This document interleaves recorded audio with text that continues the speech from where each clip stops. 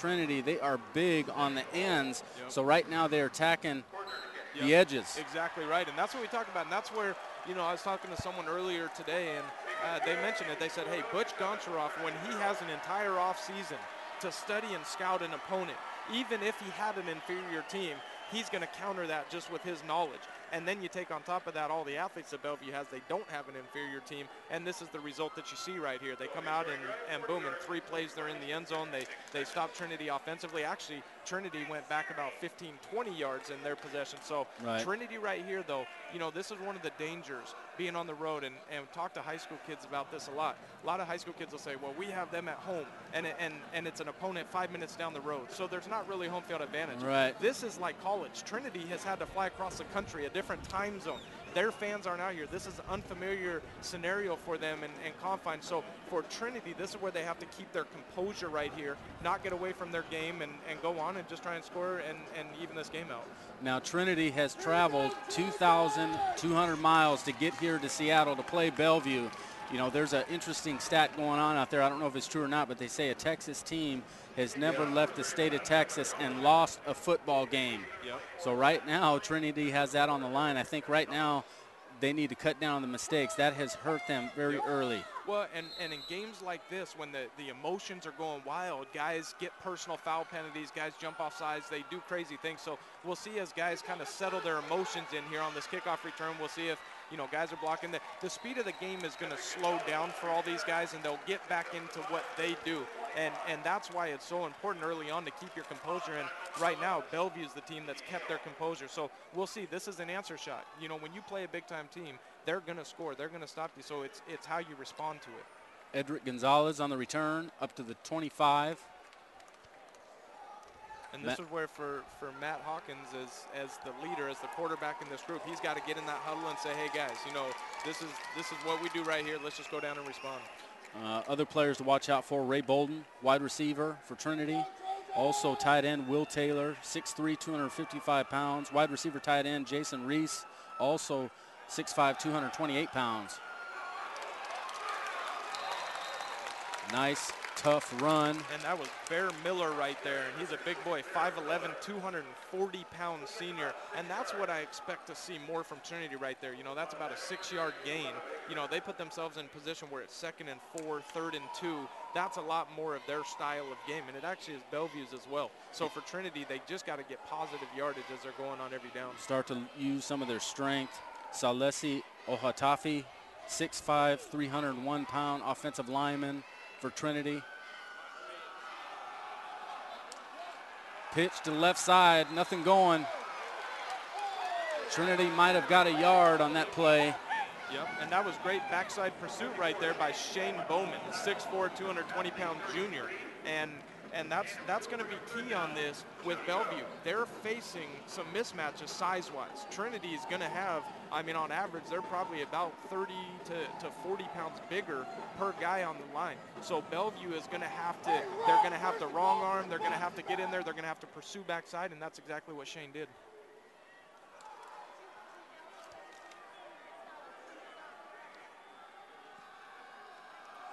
Big boy up the middle. That'll be good for Trinity first down up to their own 40. Yeah, and right there, that's what we're talking about. There's Bear Miller again. Bear Miller is a big boy. I don't think as a DB you want to see a guy that's 240 pounds coming downhill at you when the average DB is probably about 175 pounds. So for Trinity, an interesting thing we want to keep a note of, they just flanked their tight end out there that last play and had a DB on him. So we'll see if they come back to that in the red zone. Back to pass. Hawkins to the right side, picked off. Bellevue, we got a flag down. And that's Michael Carlson right there. Michael Carlson, a kid from Bellevue that we mentioned. He's got a couple offers at the FCS level, and we'll see. There's a flag on the play. We'll see if it ends up coming back against Bellevue right here. Looks like Miles Jack is throwing his hands up and down. So we'll see if that's a penalty coming back on him or if he's just upset because he got injured on the play. You know, this was a ball that was thrown a little short by Matt Hawkins, but Michael Carlson made a great break on the football, and it's going to be on Bellevue. It's going to come back, and let's see if that ends up coming back and Trinity gets the ball back, or if that was a penalty on the return and Bellevue keeps the ball but loses some field position here. Oh, yeah, that was a situation where we were talking about Bellevue having all the momentum to now Trinity being in Bellevue territory at their 45. Wow, and you mark that down right here. If you're at home, you mark this down as possible early turning point in this game, because you talk about, you mentioned momentum right there. Bellevue could have had first down inside Trinity's 20, about to go and put it themselves 2 scores up. Instead, Trinity gets in Bellevue territory for the first time this evening, and if they go down and score, it ends up tying this ball game up. So that was a huge momentum swing right there for both teams. First down, Trinity. And this is, you know, on that play right there with Matt Hawkins, he got outside the pocket. He could have tucked that and run for 6-7 yards and gotten some yardage, and he tried to force that. Run to the left side. That looked like that was Ramel Newton right there. Ramel Newton. 203 pounds. And with Trinity, you know, you just keep spewing out these numbers right here of all the running backs over 200 pounds. You know, 239 pounds, 202 pounds. You got tight end at 235 pounds. You got linemen over 300 well, pounds. 2 of the guys, Sam Tevi and Gaius Vanuku, you know, Tevi has already committed to Utah, and there's talk that Vanuku may follow suit. So you talk about those 2 guys, those impact players, may end up in the Pac-12. Oh, wow, what a catch. Wow. That was that was Bear Miller right there. And Bear Miller is a guy that we've seen now on a couple of running plays be versatile, moving his feet. And that right there at 240 pounds, you just don't see that very often. And that's a kid right there who, you talk about being on a national stage, a kid who wants to make a name for himself right there. And you talk about athletic ability. Look how wide he is. It was a diving, one-handed catch all the way up to Bellevue's 28. First down.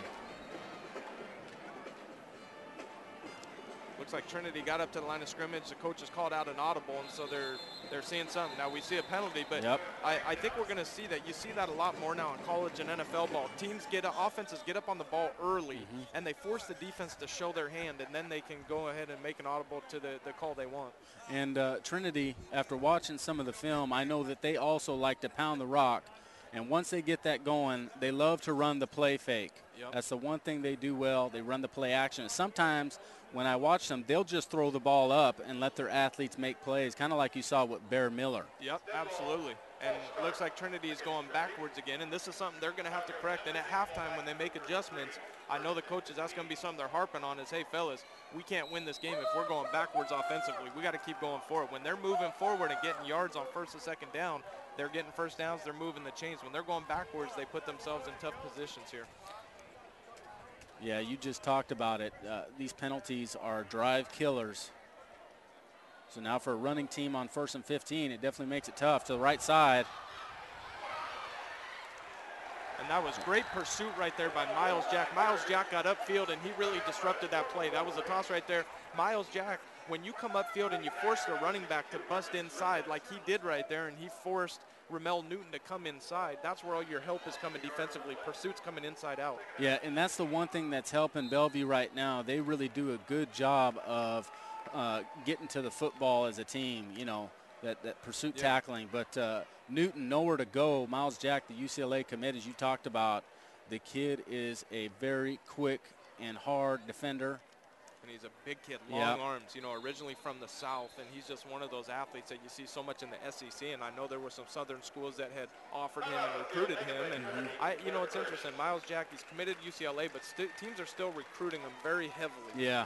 And I wouldn't be surprised to see some more SEC schools come in before all is said and done and take a run at him. And he's originally from Georgia, so I think that was an offer he really wanted. And it'd be interesting to see if Georgia ended up offering him what he would do. Jim Mora Jr., guy who's very familiar with this area, as he was the coach of the Seahawks.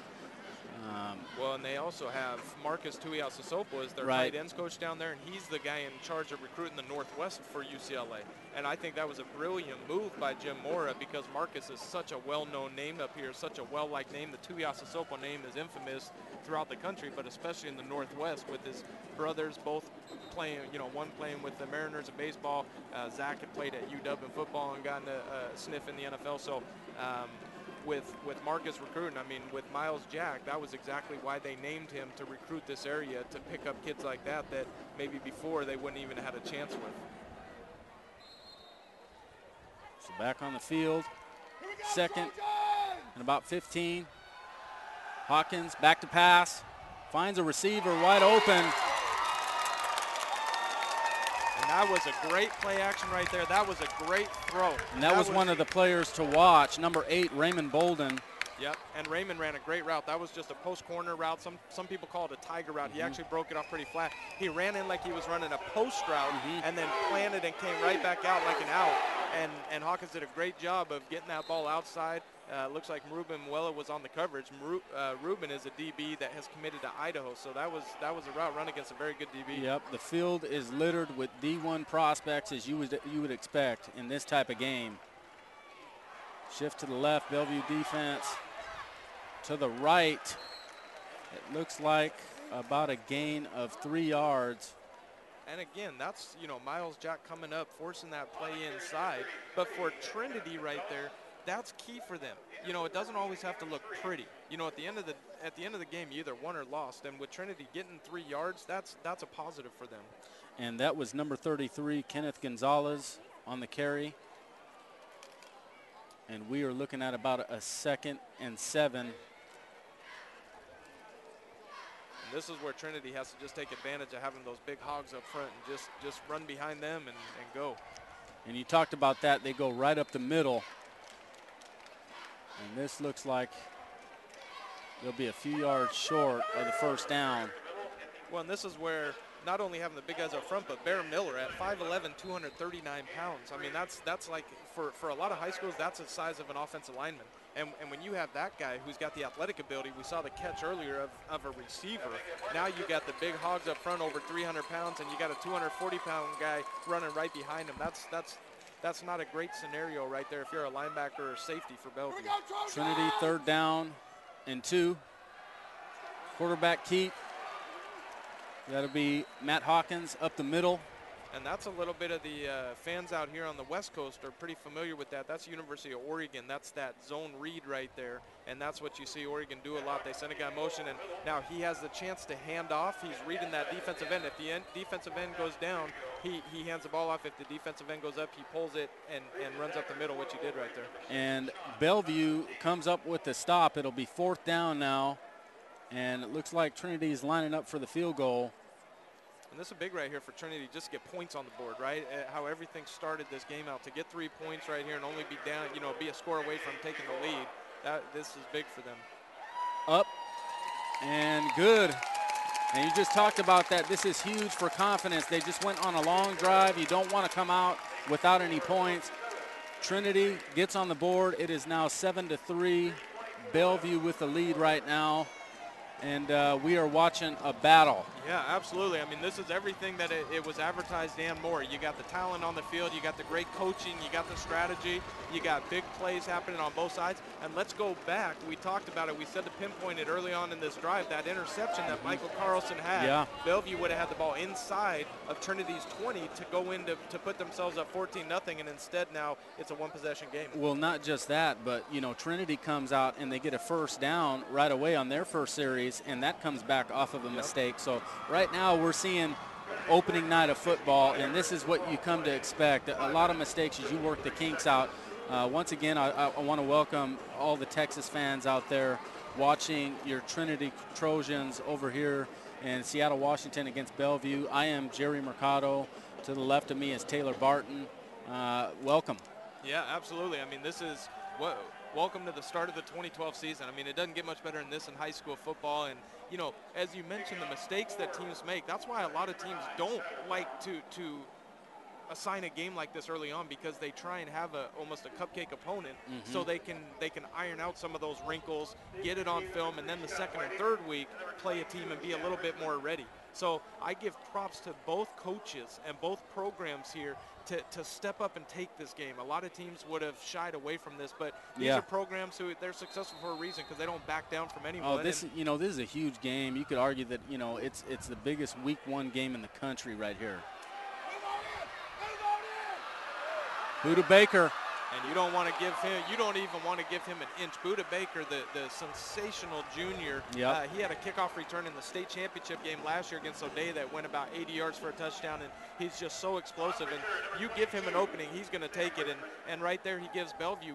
Bellevue's had fantastic field position to start their series right here. I mean, this is the worst starting field position they've had, and they're on the, 46-yard line. So for Bellevue right here, interesting to see how they respond now and how Trinity's defense steps up. Buda Baker up to the 46. Bellevue comes out in their wing T formation. And really, you know, this wing T, they have just perfected it. You watch the way they run it, it's almost militant in the way their movement is.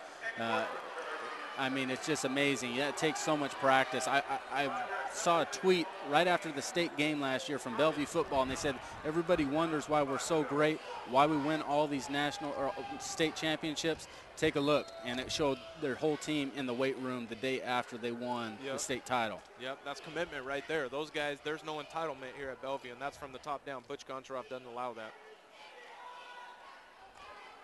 Miles Jack to the right side, gets to the corner. And he is fast. Jack. He's a big kid, but he is fast too. Sideline. And that's what people, you know, Miles Jack has been recruited as a linebacker, kind of hybrid defensive end. But he's a weapon for them on offense, and you saw that right there. A little misdirection. They send a guy in motion, fake it to him, and that's where that wing T is so dangerous right there. Yeah. They get Miles on the outside, and when it's a foot race, Miles most of the time is going to win that, and he gets it down to what the about 8-yard line right here. Yeah, not just that, but what great blocking on that right side to seal off the edge. Miles Jack gets around, gets a huge gain, takes it all the way down to Trinity's 8. Yeah, so it'll be first down and goal for Bellevue. And you see the movement, intricate movement. Oh, big hit left right side. Nice gap. And they'll be down to the 1-yard line of Trinity. And you see the blocking. Morgan Ritchie right there. Nick Santa. Nick Santa is the catalyst. He's the anchor on that line right there. He's a guy coming back with experience. You know, Bellevue lost a couple big-time linemen, and people were wondering coming into this game with the size factor if they were going to be able to hang. And so far, they've been the superior force in this. That was Johnny Wynn, senior for this team. And I tell you what, if you need some interior running, that's your guy right to the left side, in between the guard and the center. Right back to Wynn to the left side, and he goes in, carrying defenders. Touchdown, Bellevue. Yep, and we talked about what kind of response Bellevue would give, and they marched right down in about 3 plays and put it in the end zone. And that's really deflating. If you look at this Trinity team, look at the sidelines right here. Look at the guys on defense in the huddle right now. Their arms, hands are on their hips. Everyone's kind of looking around. It really looked deflating. I don't think this team is used to having a lot of adversity like this. They're used to coming out and pouncing on people early on. So when they get down like this, and Bellevue looks like just a well-oiled machine right now, for Trinity guys, they're kind of looking around like, what did we get into right here? Yeah, you know, it's real early. Trinity at least has the confidence of their last drive going into this one, as it is now 14-3. Bellevue is up. 2:24 left to go in the first quarter. And what a night. Once again, I'm Jerry Mercado. This is Taylor Barton. We are in the stands right now. You know, we just wanted to be here to bring this game to all the Texas fans that want to see their Trinity Trojans. We'd like to thank the Bellevue Booster Club for helping us put this together. Go Sports. Play on Sports. Play on and Sports. you got sports Washington Sports Network, WIAA Network, everybody who has helped bring this together.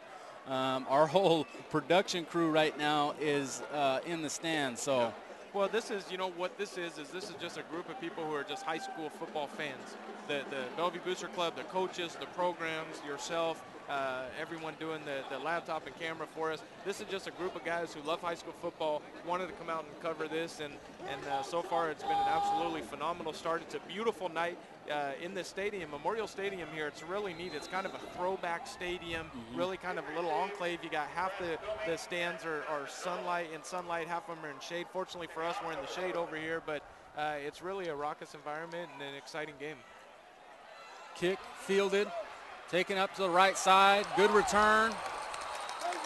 A big hit, looks like, by Buda Baker. Yeah, and that was a great return right there. We had Kenneth Gonzalez right there making a great return, and Ruben Willa with a big-time hit. So that's one of those plays right there where Trinity's happy with that return and Bellevue's happy with that stop and that hit right there. And again, we talk about it. It's, you know, this game against good teams, it's really punch, counter punch, attack, counter attack. And so Bellevue went down and had a field goal kicked against them and went down and scored in a few plays. So Trinity right here, they can't force it. They just got to play their game and go try and put points on the board again. Up to the 34. Trinity sporting the black helmet, red and white jerseys. The famous T on the side, pass to the left, completed. And we got a new quarterback in, and that was Christian Hammock right there. Christian Hammock with a great pass right there, and that was another tight end, Will Taylor, 6'3", 255, only a junior. That's a kid right there who I see being recruited very heavily in the next year and a half right there. And very impressive for Christian Hammock to come out. You see him high-fiving guys. He's got the energy going. To step into this game, come in your first play, go a pass like that, get the chains moving. That was very impressive for him to step in and do that. Yeah, so far a lot of underneath passes that have been successful, especially off this play action. Bellevue expect them to go over the top. New quarterback, he fumbles a snap on the ground. Who's got it? And that's one of those things. It looks like it's second down. They're going to lose yardage, but fortunately for Trinity, they got back on the ball. And you expect to see that. That's one of the dangers. When you have different quarterbacks coming in, they're not as familiar with centers, and the center has got a guy in front of him on defense that he's firing out to block. He's not necessarily thinking about getting that snap all the way up there. Quarterback is trying to pull out to get the toss or drop back in his drop. So I wouldn't be surprised to see that be an issue throughout the rest of the night for Trinity. So this is 2nd and 13 for Trinity. They come out in a double wide set. I formation, handoff up the middle. Nice gain. Yeah, and that was a great call right there. You know, and that's where the experience and confidence of the staff comes in too. These aren't only big-time teams, these are big-time staffs right here. And that was a great call to get yardage. You know, on 2nd and 14, if you try and throw a pass and miss it, now it's 3rd and 14, you really become one-dimensional. But by getting that yardage right there, they put themselves in a 3rd and manageable situation. Looks like about 3rd and 7 right here, and they could run or pass for a first down. That looked like Antonio Franklin, number 30, on the carry. Good blocking right up the middle. There's a small gap. He was able to get about 5 yards. In the shotgun now. And Christian Hammock has that play confidence. action, up the seam, catch.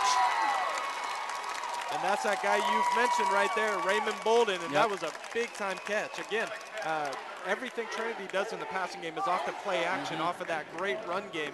And that right there, I'll tell you what, for Christian Hammock, he's come in and really given them a spark with that passing game. And I think that's going to be something crucial for Trinity as we go down to be able to establish a passing game with the running game. And I think so far, you know, Trinity, at least the scouting report that I've read, you know, they traditionally haven't had any big-time quarterbacks, but you see the athletic ability in their skills players. We saw the one-handed catch from Bear Miller, and then also Bolden on that catch. Unbelievable.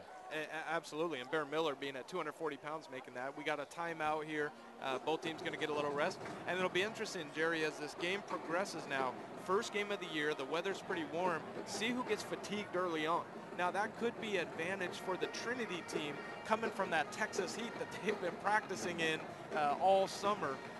With Bellevue, the Northwest this year, it hasn't been a great year weather-wise. Been very cold, been very rainy. So going to be interesting to see who gets fatigued on this and see who can outlast too. So as we go through here, going to be fun to see who can keep this going, this pace going the rest of the game. So I'm going to give you some other players to watch here from Trinity. Jason Reese, a senior, 6'4", 220-pound tight end, committed to Arizona State. I mean, you talked about all the tight ends that they have on this squad. There's one that's going to a big-time Pac-12 conference foe for UW, at least. And Arizona State, Chip Long is their recruiting coordinator and tight end coach, and he had actually come out to the Northwest, recruited a couple kids. He's a great coach, and I think that's a big pickup for them. Pitch to the right, and around. This is Bolden on the pass. Oh, wow. And I'll tell you what, for Bellevue, I'm very impressed with that. That was a toss reverse pass. So there was a couple different misdirections right there, and Bellevue, that's discipline right there. That was a great job by Buda Baker of staying on top right there, of Ruben WIAA at corner, of holding his ground. The defensive ends both carried and held their ground right there. And that's what you have to have, because if guys get undisciplined and they start trying to make a name for themselves and track a guy down on a reverse and leave home in their assignment, that's where big plays happen. And that was great by Bellevue right there. Yeah, you definitely had some guys stay home. Run up the middle. Not much there. Looks like about a 3-yard gain right there. And, yeah, and again, right. for Trinity, you know, that's the thing. It doesn't always have to look pretty. You know, that's a 3-yard gain right there. But if they're doing that on first, second, third down, I mean, 3.4 yards on 3 downs, and you got a first down. So, and it puts them in position to go some play action and get a good pass in. Up to the Bellevue 27. So they need to get up to about the 20. So you're right, about 3rd and 7 coming up. At the end of the first quarter, Bellevue leads Trinity 14-3. And Taylor, you have something you want to say? Yeah, I mean, I think it's a great start to the game, and for both teams, I think both are happy. I think Trinity made some mistakes early on, but they've got their momentum. They're going down to score and put this again within a 1-possession game.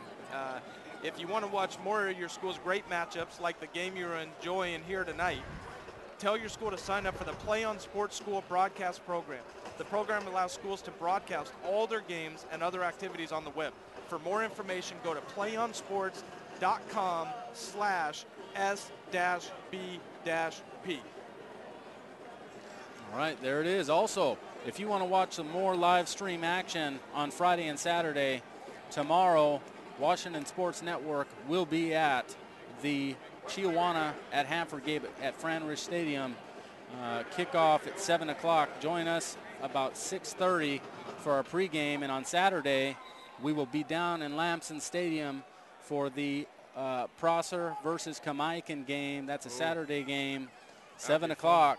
That'll be a fun one right there. And for everyone at home, yeah, I mean, with Jerry Mercado and his crew, it's a first-class crew, and these guys are committed to this and do a great job. And make sure you support these guys, watch these games, and pay a lot of attention. Follow them on Twitter, follow them on their Facebook. These guys put a lot of effort and energy into this and do a great job of giving you coverage of all these high school kids. All right, to the right side. Pass is a little low to Bolden. So that's going to be a little short of a first down. So that'll bring up 4th down.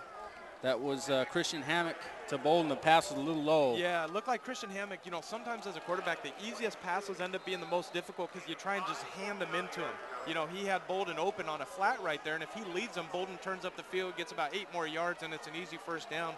He just tried to guide that, and as a quarterback, that's what you can't do. You can't get into the spot where you're trying to throw a ball not to throw an incompletion. You got to just throw the ball, let it hang, and go and play. And with the athletes he's thrown to, he has all the reason to do that. Put that in Bolden's hand and let him make plays.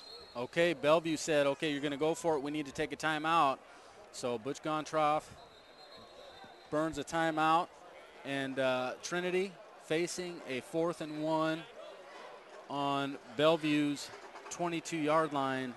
This is by far, right now, at least right now, early in the game, it's the biggest play of the game. Absolutely, and it was a wise timeout to call. I mean, this right here, I mean, this could be a huge swing of momentum. But we talk about it again, 14-3. If Trinity gets a first down and goes and scores and makes it 14-10, they're a touchdown away from taking the lead. If Bellevue stops them here and goes down and scores and gets a 21-3 lead, they almost put the game out of reach early on. So this right here, 4th and 1, I mean, it's amazing how a game of this magnitude could at times come down to a yard one way or another.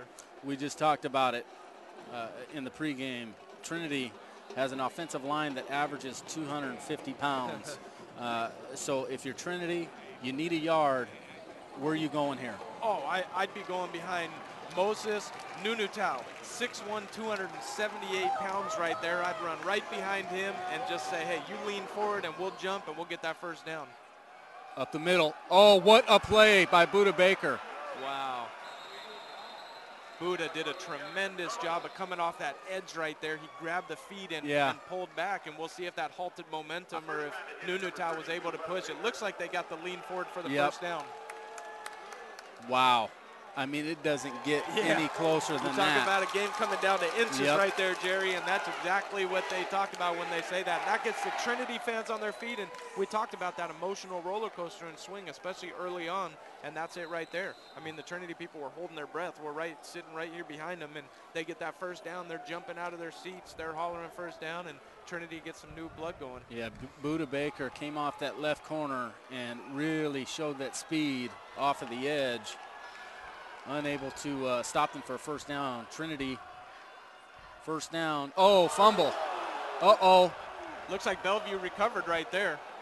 And we talk about it again. You know, that's one of the things with Christian Hammett coming in and not having that timing with the center and with the running backs on the handoff, they turn the ball over. And this looked more like, you know, a big-time miscommunication. The quarterback was going one way, the running back was going the other way, fell off his shoulder pads, and, you know, this is really a heartbreaker for Trinity as they were driving once again on Bellevue. And get that big fourth down. Dinking and dunking their way down the field, and now they turn it over and have to try to stop a Bellevue offense that has really had some huge plays. Yeah, I mean, Trinity hasn't even shown they can come close to stopping this Bellevue offense. And I want to mention a name real quick, number 79, Darian Freeman, the 5'11", 290-pound senior at Bellevue. He's done a tremendous job in the trenches there holding those offensive linemen, those big offensive linemen for Trinity up front. You mentioned him. That is a kid that really stood out. I watched Bellevue as they came down to Lamson Field to play Kamaikan, and what was a absolute thriller. And in that second half, he really made his presence felt against the run, stopping the run, and he really clogs up the lane. You know, he's not as big as these guys, but he does a tremendous job of getting push and exploding off the line. Yeah, and isn't it funny to catch yourself saying he's not as big as those guys at 5'11", 290? I mean, in high school, you know, maybe in the NFL, but, I mean, you're talking high school ball, and at 290, he's undersized going against the O-lineman. I mean, I think that puts in perspective for everyone at home watching this. In person, you see how big these guys are, especially we had a chance to walk down on the field and see these guys. But when you're at home watching and you're at the distance you are, it might not look as big, especially when they're all lined up next to each other. Right. But when you really see and you start going through the numbers, 5'11", 290, 6'1", 305, 6'5", 265. I mean, these are Division I caliber sizes and talents. Empty set, Bellevue. Jack Meggs. Up the middle, read option, not much there, to the right side. There you go, and that was, you know, with Jack Meggs, talking to some of the Bellevue coaches earlier in warm-ups, that was something they mentioned. They said, you know, with Jack, they said he could go 80 yards on any play. You know, he's not the biggest guy. As you see him right there, he's only 6'1", 170, but he's got some athletic ability. He's got some quicks and he's got some speed. If he gets in the open field, we could see some big yardage knocked out by him in some of this running game. Bellevue, second down and about 9. About a 1-yard gain there. Meggs under center. We see this a Rubik's Cube-like offense in motion. Handoff up the middle, right side, going left. Nothing there. Trinity. And that, you talk about a gang tackle right there. 9 out of 11 guys on Trinity's defense were in on that tackle. And again, this is one of those things. Bellevue, their offense does not want to be going backwards. 3rd and 13, 3rd and 14, that's not a position Bellevue is in very often, and it's not a position they're very comfortable with. Yep, the big boys sniffed that one out and put it to rest. Johnny Wynn on the carry. Yep, and that was number 92, Cody Mayfield, the 6'3", 230-pounder on the tackle right there. So about a loss of 3. Now we're looking at 3rd and 12. Meggs under center. And the wing tee. Buda Baker. Oh boy. That is big. That's number 95. Hafoka Oli, the 6'1", 273-pounder, doing the haka dance after that tackle right there. And that's getting the Trinity people excited. And, you know, now it's 4th down. Bellevue's got a punt, and it looks like Trinity should have some good field position. And I'll tell you what, with Raymond Bolden being back on this this punt return right here, he is a threat to go the distance anytime he touches the ball. So Bellevue's got to be very careful right here. And you know, that has to give this Trinity defense a little bit of confidence there. You know, the past couple of drives, Bellevue has really ripped off a lot of runs. So a good victory, at least small moral victory for this Trinity defense. Yeah, big time. And this is going to be good field position right here for Trinity. And looks like we got some flags on the play. Looks like it might be a delay a game. So it's moving Bellevue back even more. So what happened here was Trinity's special teams defense lined up like they were going to block the kick. Yep. So Bellevue at the last minute brought in the extra protection. Yep. And the play gunners clock outside had to be brought down. So Bellevue, they have gunners outside that are going to chase a punt. Now they line up. They bring those gunners in, so they're in an extra protection punt right here to try and not get it blocked. Good snap.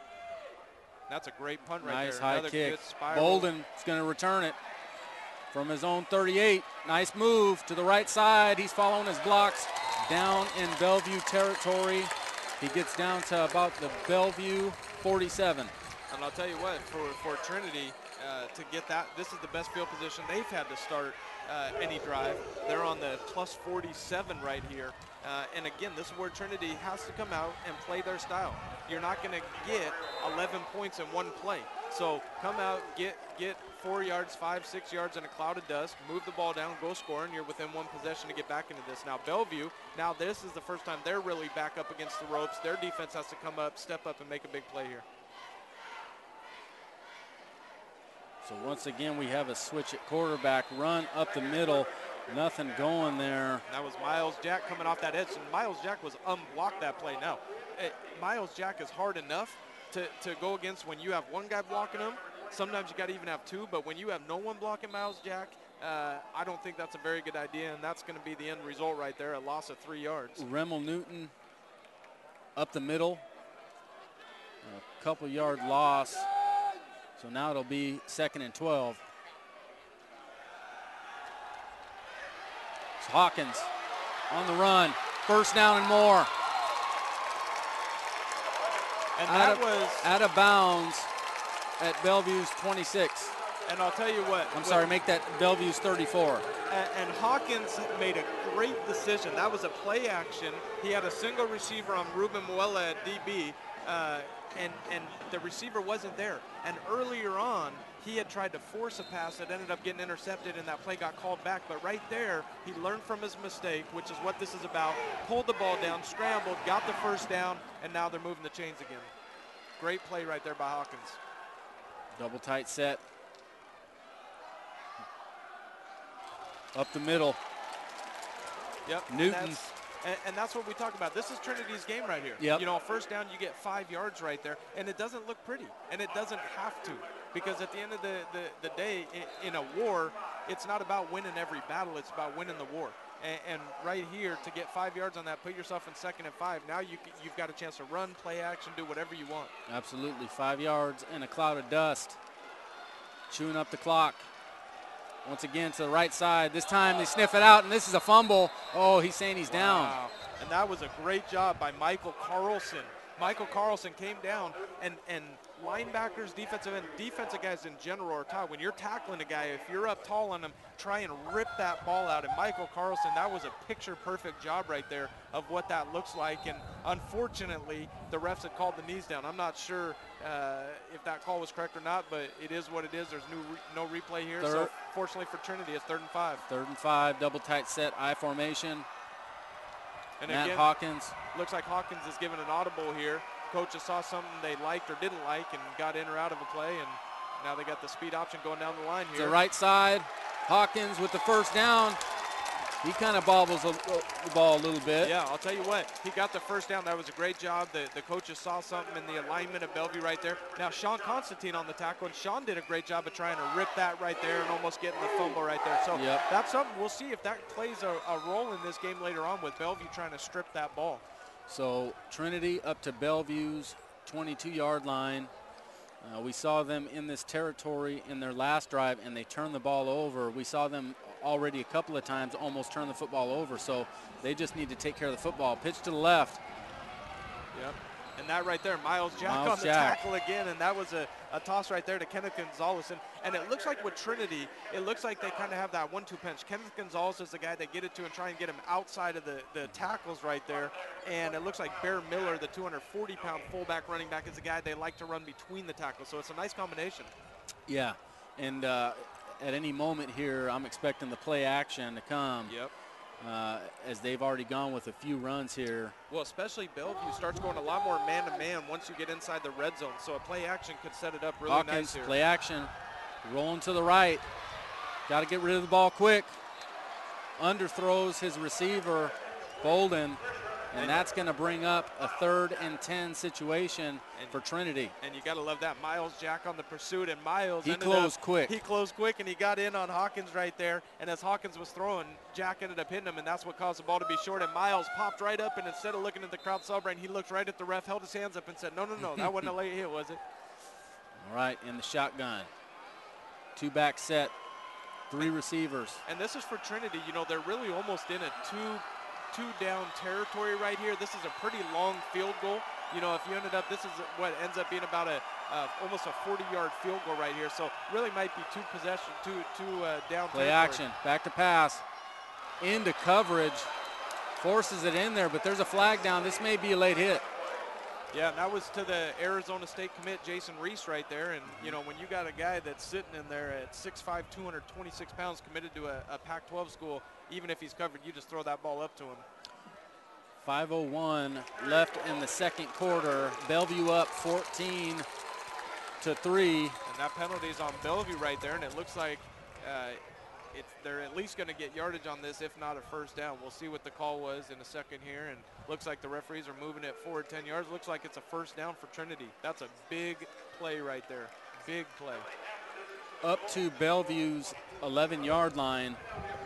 First down, Trinity, and now they have new life. Yeah, and that was huge. You know, Jerry, we talk about it. I mean, that goes from being 3rd and 10, you throw an incompletion as 4th and 10. Now does Trinity try and kick a field goal? Did they try and go for it? But fortunately for Trinity, their coaches didn't have to make that decision because they get a first down up on the 11-yard line right here. There's a good chance that Trinity might have tried to kick that. They have the wind at their back right now. Yep. Run up the middle. A heck of a stop by Miles Jack. He was on the ground and used his right hand. I'll tell you what, for anybody that wants to see what a elite national caliber player that gets over 20 scholarship offers and ends up committing to a Pac-12 school looks like, look no further than number 21 for Bellevue, Miles Jack. He's done it not only defensively, offensively he had that big run on the counter over to the right, but defensively it seems, Jerry, like every single play we're calling his name. Whether he's in on the tackle, he's disrupting the quarterback from throwing. So we'll see if he can get his defense to hunker down here and stop Trinity. Trinity back to pass to the right side. He's got it. Touchdown, Trinity. Wow. And that was a phenomenal call, and that's where we talk about the coaching staffs for both teams. That was a great call. They ran a swing. They knew Miles Jack was coming up off the edge so much. His pursuit, he over-pursued it, threw the swing, got Lyman out on a DB, and that's a mismatch blocking right there. Swing pass to the right side on the touchdown, number 33, Kenneth Gonzalez. And that's the weapon they want outside of those tackles. He's got the quicks, and he did a great job of setting up his block. You know, it looked at one point like the DB had him, and he jabbed outside, put the DB outside, and allowed his lineman to get to the block and block him inside out. Kenneth turned it up, and that was a great play call, and not only a great play call, but great execution by the Trinity offense right there. Going for 2. We got a flag down. Pass. Incomplete. Let's see what the flag's about. It almost looked like that play got stopped before it got started right there. And it's against Trinity, so Bellevue is going to decline this. And right now our score is Bellevue 14, Trinity 9. 4:12 left to go in the second quarter. Play on Sports is on Facebook and Twitter, giving you news and information and links to great highlights. Follow us on Play on Sports on both Facebook and Twitter. You can also access thousands of live and on-demand games on YouTube at tube-com//playon-network. Keep up with all high school action every week. from your destination for high school sports, playonsports.com. And Jerry, we saw that right there, and that was actually, that was unfortunate on that two-point conversion because Hawkins had two guys wide open in the end zone, and it just happened to be the one spot on the field where the sun is shining through, and I don't think the tight end, Reese, was able to turn and see the ball. He saw the sun, and the ball ended up just hitting right in front of his feet, because what would have happened if he caught that, it would have still been a penalty, but they would have had another chance to go after and get it. Right, and it seems like Trinity, when they've gone back to throw the football a little bit, the throws have been off the mark, and a lot of times they have been left short. And you just saw it there, had a man wide open, left it a little short. Yeah, he did, and we've talked about this. You can see why both of these teams and programs have had so much success in the basically past decade, is that they're able to handle the punches that are thrown at them. A lot of teams, once they get down 14-3, would fold, and all of a sudden it becomes 28-3, and now the game's out of reach. And both of these teams have handled some punches, come back throwing some punches of their own, and we've got a great ball game right here. This is very exciting. Tyler Brown on the kickoff for Trinity. And it looks like Buda Baker's going to field this at his own 5. Buda Baker up the middle, down to about the 22 of Bellevue. This is where they'll start the drive. And we'll see if Trinity, you know, last possession, Trinity's defense came out and did a great job. And I think what happens is this Bellevue offense, the wing team, they come out in their shotgun and they got 5 wides and they're running counters and misdirections. It kind of shocks you. No matter how much film you watch, it's happening really fast. And as the game goes on, looks like Trinity's defensive front and linebackers have gotten a lot more comfortable with the scheme. And so we'll see right here how their defense steps up this series right here and stops Bellevue's offense. Jack Meggs up to the line. Wing T formation for Bellevue. Up the middle, nothing going. Yep, a nice stop by Trinity. And that was McCall Arvey right there, the linebacker for Trinity, 5'11", 230-pound senior. And that was a great job right there. Again, we talk about the misdirection. Every play, Bellevue's got a guy running behind you, to the side, in front of you. They're faking to this guy, faking to that guy, handing to this guy. And it really kind of counters the size and speed of teams. But right there, Trinity did a great job of assignment football. Shift out of the empty back formation. Back to the wing T. Miles Jack up the middle, nothing going. Yeah, and there's not necessarily one individual you call out on that tackle. You just call out the Trinity defense right there, because there's about 6 guys right there. And I guess the anchor of that right there was number 11, Gaius Vanuku, the 6'5", 255-pound senior defensive lineman. And you see his frame. He's going to end up being a guy in college that's about 300 pounds moving like he is. So we're looking at a 3rd and long situation. This is about a 3rd and 8. And you just talked about that. You know, that was right into the girth of Trinity. And they swallowed Jack up. This is where Bellevue's offense is unique. Most teams' 3rd and 8 is a for sure passing down, not necessarily with Bellevue. Wow. Buda Baker up the middle. But I got to tell you something right here. It wasn't so much the run by Buda Baker, it was the read option that was incredible by Jack Meggs. Yep. I mean, that's he sold it perfectly that it was going to be a run to the outside, pulled it, and Buda Baker right up the middle. Yeah, and that's where we talk about that misdirection for Bellevue. I mean, with Trinity, some of those D linemen are saying, hey, this is unfair, coach. You know, I've got 3 different guys that could have the ball. The quarterback reads it, and he's another option. So very tough to stop. And when you get Buda Baker out there in the open field, that's not a good thing for Trinity. 8 guys in the box for Trinity. Up the middle, Johnny Wynn with some tough yards, and he is down to Trinity's 45-yard line. That's a nice 6-yard run. Yeah, Johnny Wynn, the 5'9", 185-pound senior running back. Tell you what, Johnny Wynn is very impressive. On paper, he doesn't stand out. Not the big name as Miles Jack or Sean Constantine or he's Ruben a sledgehammer. But he's a great player, and you see him. He gets those tough yards for them. He is a vital part of this team, and this team is going to go as far as he can help take them. Bellevue with the shift. Up to the line. Wing T. Good seam on the left side. This is Johnny Wynn once again. This looks like about a 10-yard carry and down to Trinity's 35-yard line. The Trinity defenders right there. I mean, you saw John Satani right there, and you saw Bear Miller. They ran right by Johnny Wynn, because in this offense, they got a guy that they're assigned to. So they're running by. It just looks so strange to see a ball carrier run right by guys that don't even make a move on them, but that's not their assignment. And that's what this Bellevue offense does to you. Jack Meigs brings the offense up, first down. This is Miles Jack to the right side, looking for a seam. Takes a nice hit. And that right there is big number 92, Cody Mayfield, the 6'3", 230-pound senior.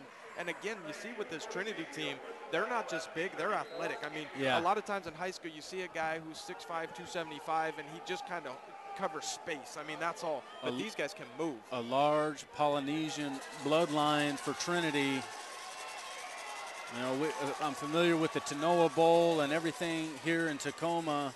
There's a big Polynesian following down here too. Some big boys. Buda Baker, left side, tries to cut it up. Unable to get anything. No, and that was a great job right there by Carrington McAllister, 6 foot, 188-pound senior DB right there. He held his ground right there, and you see that with Buda. That's the one thing. Buda has that speed. He wants to get outside and turn that corner. When the Trinity defense right there, like McAllister did, hold their ground and force him inside where that pursuit's coming, you're going to counter that speed. So third and long, third and about 8, it looks like, for Bellevue. You know what? This is a lot of times in these third and critical situations, dating back to last year, Tyler Hasty would be taking the football. They put the ball in his hands and ask him to make something happen. And Tyler Hasty, son of the infamous James Hasty, Tyler ended up signing with Oregon State as a DB going down there. PlayOnSports.com is not only your destination for Friday night football action, and actually in this case Thursday night action, but it's also the place for the most comprehensive coverage of high school playoff and championship events in all sports from across the country. PlayOnSports.com. High school sports lives here. We'd like to thank Play On Sports, Washington Sports Network, WIAA Network, all of the Trinity fans in Texas following their Trojans right now. You know, they have these T-shirts going around. It says, "Taking the Haka to the masses." And you see a bunch of those around here. We saw the Haka, and really Trinity has made that thing famous. Yep. That warrior dance. And we'd also like to thank Bellevue Boosters for making this live stream available to the Texas Trinity fans. Absolutely. Here we go, a big down right here. 3rd and 7 for Bellevue right here. They're getting close to field goal range, but not quite in it, so they need to get a first down. Jack Meigs back to pass, and there's a mistake. False start. You know, and Jerry, this is what we talked about right here. Offensively, it's hard enough to go forward against a good defense. You can't go backwards. And both teams have had some penalties early in this half. And at halftime, that's going to be who can make those adjustments. Both staffs are going to go into their guys and say, hey, we cannot keep shooting ourselves in the foot if we want to win this game. Especially for Bellevue, who's traditionally isn't very much of a passing team. I expect, you know, with 22 seconds left to go to the half, Jack Meigs back to pass.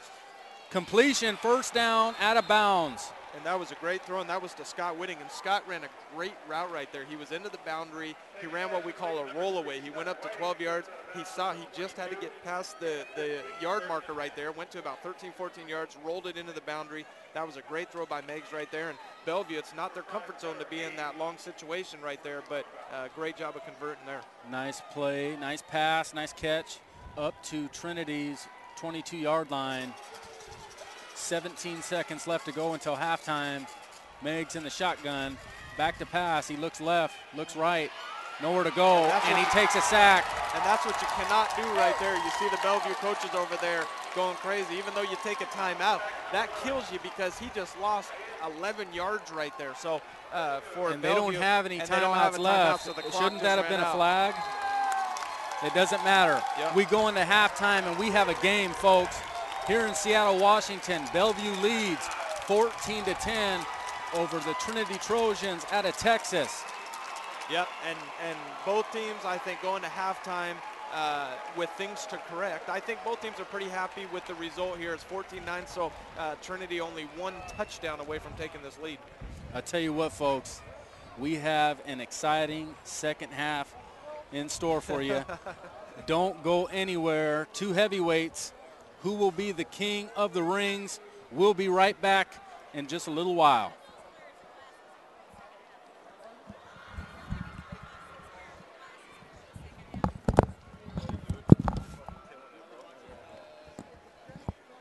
That's what a professional looks like right there, man. This one is killing it.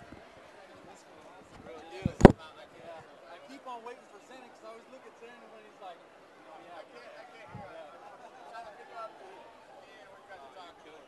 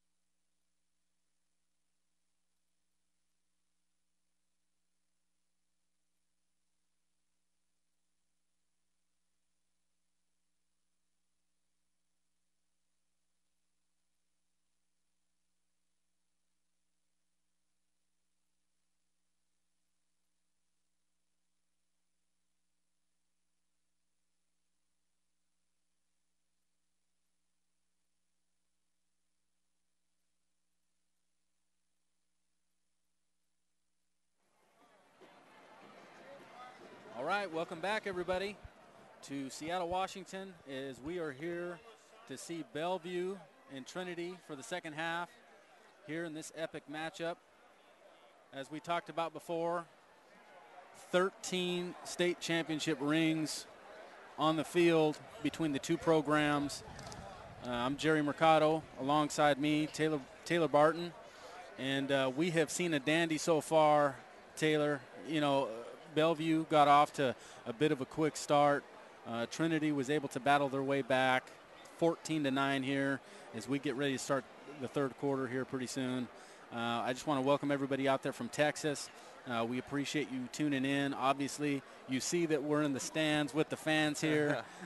This was kind of a last-minute production. All of our production crew, we were in the stadium seats here. Taylor, talk about what you've seen. I mean, seen two fantastic high school football teams playing. You know, it's a really cool thing, too, to see different regions represented. You get one of the best teams historically from the state of Texas. You get the best team historically in the last decade from the state of Washington and the Northwest region. So you get both of these teams, you put them face to face, and you see Division I talent across the board. I mean, this is a game where everything you want in high school football you see the fan base. I mean, look how many people have traveled from Texas to come out here. You see the Bellevue support is incredible. You got two of the best coaching staffs in the country. You got Division I talent across the board. You got role players who are stepping in. You got inexperienced guys. We haven't even really mentioned that for all these big-time guys that are coming back, there's a host of guys that are getting their first start tonight. And for those guys to have your first start against a top 25 team in the country is just incredible. And I think early on, that would be the one thing I would say. We've seen a little, we've seen flags on both sides that have really hurt both teams at one point or another. And I think as nerves settle in, the first game of the year, you're going to get that no matter what. And especially a high-profile game like this. So the coaches are in there calming the guys down saying, hey, this game is going to come down to one stupid penalty here or there. And if we can lock it down and not hurt ourselves, shoot ourselves in the foot, we can walk away with this win right here. And we'll see who comes out and heeds that advice. And you talked about penalties. We've definitely seen a few of those. This game has been titled Lightning and Thunder, and I think that's a proper title. We've seen the lightning strike with Bellevue and with the long runs and whatnot, and then the power, the thunder from Trinity, these shorter drives, able to get points. You talk about the magnitude of this game. Mason Kelly from ESPN said that this is the biggest game for Bellevue since De La Salle got their streak snapped a few years back, and I happen to agree. Trinity, coming from Texas, the state titles 05, 07, 09, I mean, that's just incredible in Texas state football. Because Texas high school football is what you compare yourself to when you want to be that big time. And so for a team to come and win 3 state titles within the last 10 years out of there, and then you got a Bellevue team who out of the last 11 years has won 9 state titles. I mean, you put that together. Most schools don't have a state title in the history of their school. So you put these two programs together, and you mentioned Mason Kelly with ESPN. You got Brandon Huffman, Jake Wortham with Scout.com. You got Dave Softy Mulder with KJR. You got Hugh Millen down here. So you've got an unbelievable cast of media and social media types and all that out here. So not to include the infamous Jerry Mercado right here. I don't know if you guys know what a celebrity looks like, but this is it right here in Eastern Washington, baby. So this is a lot of fun. We appreciate you guys tuning in, and hopefully you guys are enjoying the game like we are. Hey, Taylor Barton doing a tremendous job. Color. Usually I do the color, but my partner ain't here right now, so I have to do the play-by-play. So stay patient with us there in Texas. We're going to try to pronounce the names right for you. We have a bunch of wind coming in, so let's get back to the game here. Now, I do have one question. Now, as hard as these names are to pronounce with a Texas accent, I'd like to hear them pronouncing these names with a Texas accent. That's right. Zenon Thornton on the camera. Yeah, doing a great job right here. Everybody, I mean, you guys are seeing, we're in the stands here. This is old school right here. I mean, this is not that high tech, all that stuff up in the press box. I mean, we're here, and he's doing a great job with the camera. Now, Harry Carey would be warm. Well, we're not. We're not warm. It's getting cold down here. Yeah, I know it. I'm in T-shirt and shorts down here, and the Texas people are looking at me like I'm crazy over here. They're throwing T-shirts at us. Yeah, I'll tell you what, though, the really cool thing to me about both these programs is the environment. It's just the feel. You feel the tradition and history in both of these programs. You feel it in the fan base, the support.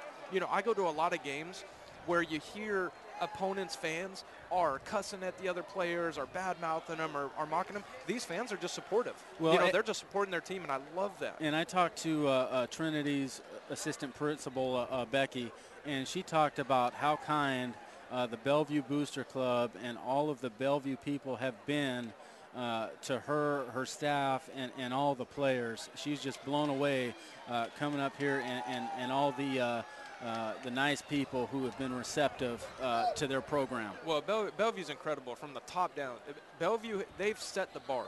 You know, in this region, they have set the bar. If you want to see how an administration runs things, you go to Bellevue. You want to see how a coaching staff runs things, you go to Bellevue. You want to see the players, how they react and respond and do things, you go to Bellevue. And that's the neat thing, is Trinity is the equivalent of that in Texas. So you get both of these programs together, and what you're seeing is special. And this is history out here tonight. And one of these teams, unfortunately, this is one of those games where one team has to lose. You know, you'd love to see it where it was a tie and both teams walk away, but one of these teams has to lose tonight. But I really see it as one team is just walking away the winner. There's not necessarily a team that's going to walk away the loser. And like I said, there's a stat out there that no Texas team has traveled outside of the state and lost. Right now, Trinity is trailing by 5 points as we start the second half. Yeah, and Bellevue's getting the ball right here, so this is going to be interesting to see the adjustments. At halftime, adjustments are always made. Buda Baker's getting this kick right here, so let's see if he can spark something up right away. Buda Baker, nice move to the right side, find some room. Oh, boy. That was big. Number 90. Yeah, and that's a big hit. Number 90 right there. Kennedy Nunutau, the 5'9", 213-pound junior linebacker. And I think with Buda Baker, he's a guy, he stops and goes so fast, and he wants to get outside. And I think sometimes with Buda, I mean, obviously, who am I to sit up here and tell him how to play? He's got all kinds of offers, and he's only a junior. But I would say sometimes if he just hits that hole instead of trying to look to get outside, I think that's something as the season progresses, Coach Goncharoff will get in his head on that. Jack Meigs under center. Wing T formation up the middle. Johnny Wynn.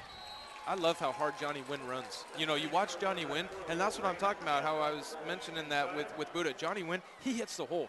You know, and what happens is, okay, boom, he hits it for 4, he hits it for 4, he hits it for 4, and then he breaks a tackle and he's gone for 54. And that's his style of run. And again, he's not one of the more high profile guys on this Bellevue roster, but he's definitely one of the guys that's the heart and soul.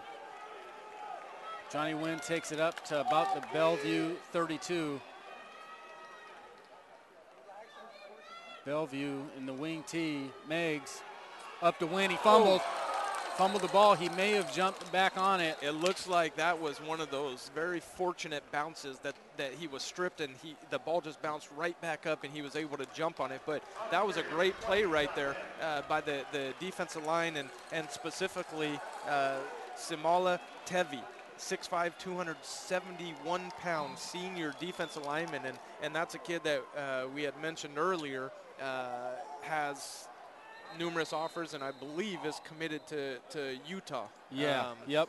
And that's a big pickup. In Utah, I was actually out there this summer and got a chance to see their campus, their facilities, visit with their coaching staff. And Utah is an absolutely beautiful campus, beautiful facilities. You know, they had the Olympics there in 02, so they got all kinds of upgrades, and they have a huge Polynesian population and a lot of Polynesian players on their roster. So it's a place where a lot of Samoans and Tongans are very comfortable going. 3rd and 5 for Bellevue. In the wing T formation. Meigs barking out the signal. Miles Jack up the middle. Miles Jack trying to turn on the burners to the sideline. Touchdown, Bellevue. And I'll tell you what, for a kid who's 6'3", 225 to run as smooth as he does like Miles Jack, that right there is why schools from all around the country have come in to recruit this kid. And fortunately for Jim Mora and company at UCLA, they got his verbal commitment.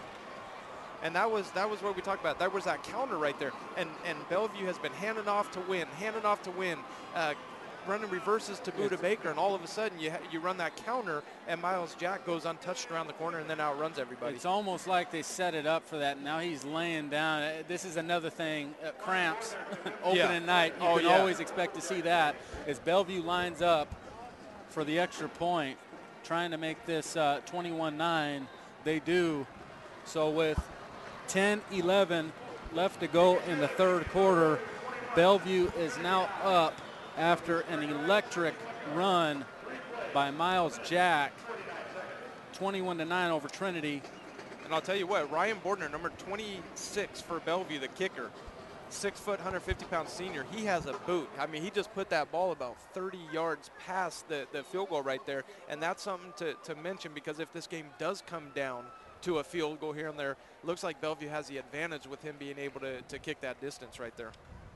And so far, you know, after the, you know, electrifying runs by Miles Jack and Buda Baker, the long strikes that we had talked about from Bellevue, Trinity has been able to respond by way of, you know, dinking and dunking their way down the field to try to get some points. So we'll see how they respond here. Yeah, definitely. And Bellevue, it's been a little bit more flashy. You know, the 70-yard run, the 35-yard run. With Trinity, it hasn't been as flashy, but it's been productive when they've gone down and done it. And again, I think that's where this offense, and you know, this is a team that's been there, done that. You know, so they've been in situations where they've had to come back from behind or had some adversity, and they just need to play their game and not get out of their element and go down and just get yardage on first and second down and do what they do.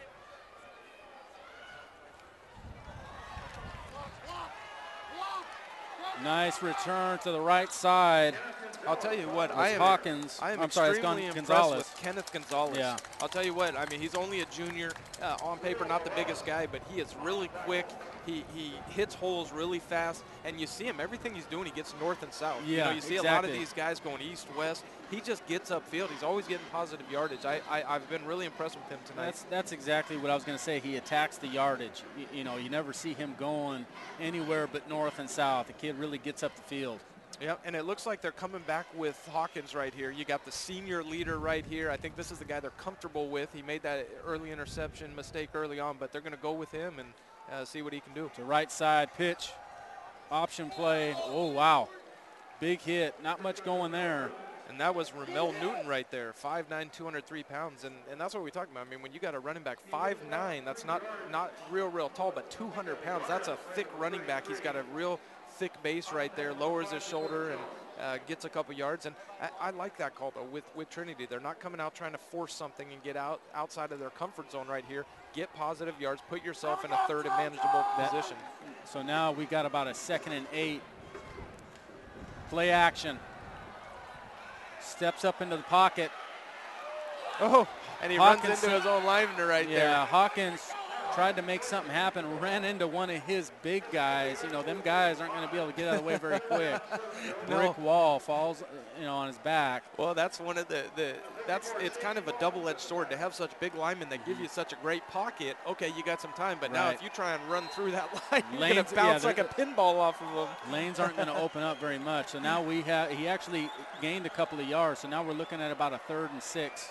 Yep, and this is a position, I mean, you could see a draw or a counter coming here, so it's not necessarily a must-pass situation right here. Shotgun formation. Hawkins, play action to the left side. What a catch. 1st down.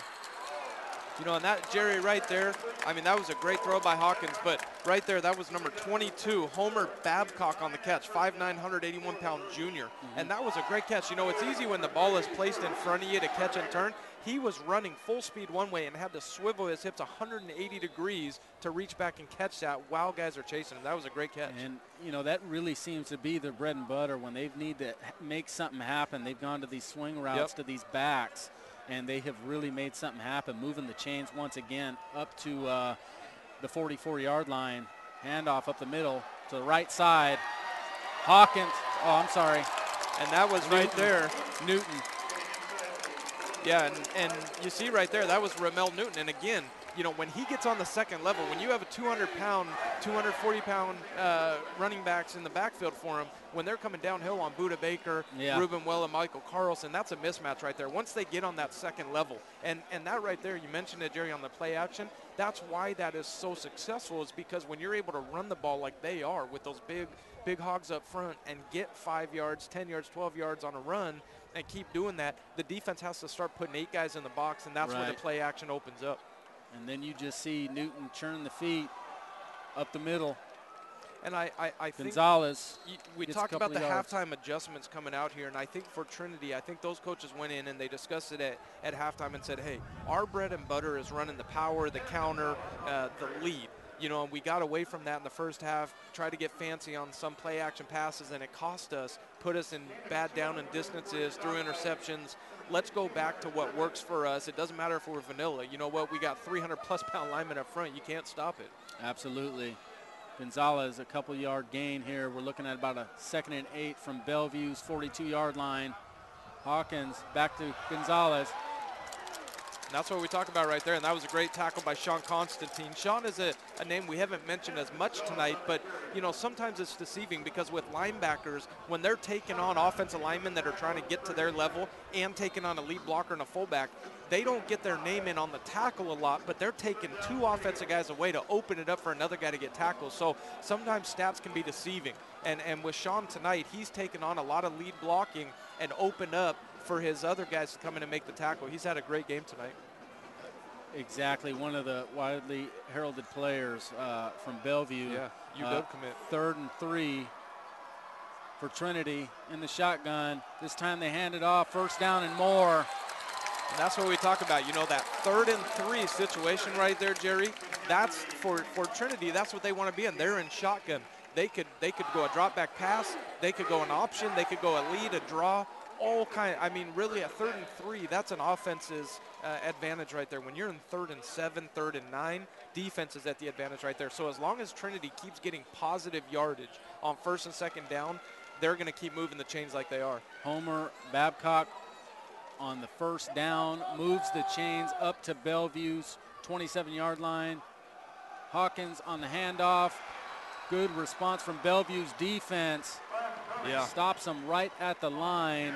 And that was Nathan DeRuyter, 6'1", 190-pound senior tight end linebacker. We haven't mentioned his name a whole lot tonight. He did an incredible job of shooting the hole right there, got pursued into the backfield and made a great tackle. Especially taking on Newton straight on. I mean, you look at Newton's legs. I mean, he's got tree trunk for legs. He sure does. And he hasn't been stopped on the initial contact at all tonight, except on that one. I think that was the first time he's gone down with the first contact right there, like you mentioned.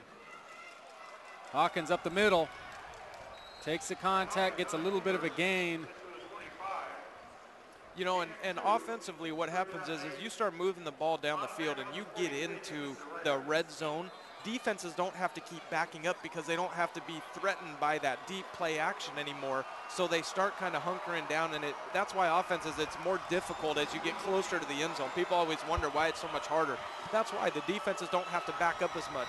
So all of a sudden now you got almost equivalent to 9, 10, 11 guys in the box right here. So for Trinity, 3rd and 8 right here, they're going to have to come out with something special, and this is where the coaches hold something in reserve for this. Double tight set, in motion. Play action, back to pass. Hawkins looking to the side. Bolden with the catch, 1st down. Out of bounds, Trinity to Bellevue's 13-yard line. And that was an absolutely perfect pass right there by Matt Hawkins. And that gets the Trinity people up on their feet. And that's where play action has set that up. And right there, that was a great route. And we talk about it, that was that tiger route. You run a post, and they've run that play action post so much that Michael Carlson had to respect the post, which allowed Bolden to get to the outside. And not just that, but the time that his offensive line has given him. Newton up the middle, not much. Yeah, and Jerry, you know, you mentioned that, and that's something I want to put a real emphasis on, is so much we concentrate on quarterbacks and receivers and running backs, the skill position players, but none of those guys would be able to do anything without the big men up front. You know, I always ask kids, I say, okay, on the Patriots, who's their quarterback? They say Tom Brady. I say, who's their lineman? and they can't name them. And the reality is Tom Brady would be nothing without having the lineman up front that he does. And you look at the preseason, Matt Light, you know, retires, and he's been getting, you know, throttled in the pocket. Exactly right. Nope, up the middle, Gonzalez scampers up the line, touchdown Trinity. And that right there, that's where we talk about the hard running style of Gonzalez. A great job. That was the big man up front on Trinity. That was hat on hat right there. And when line coaches, you hear them say hat on hat, that means there's one lineman, man-to-man on the defensive lineman in front of them, or on a linebacker out in front of them, man-to-man, and then boom, you just hit the hole right there. And that was a great run. And we talk about Gonzalez, not the biggest guy, but he just hits that hole so hard. great responding drive by Trinity right there. Kenneth Gonzalez on the touchdown. Trinity with the extra point. They get it. 4:33 left to go in the third quarter. Bellevue leads 21-16 over the Trinity Trojans.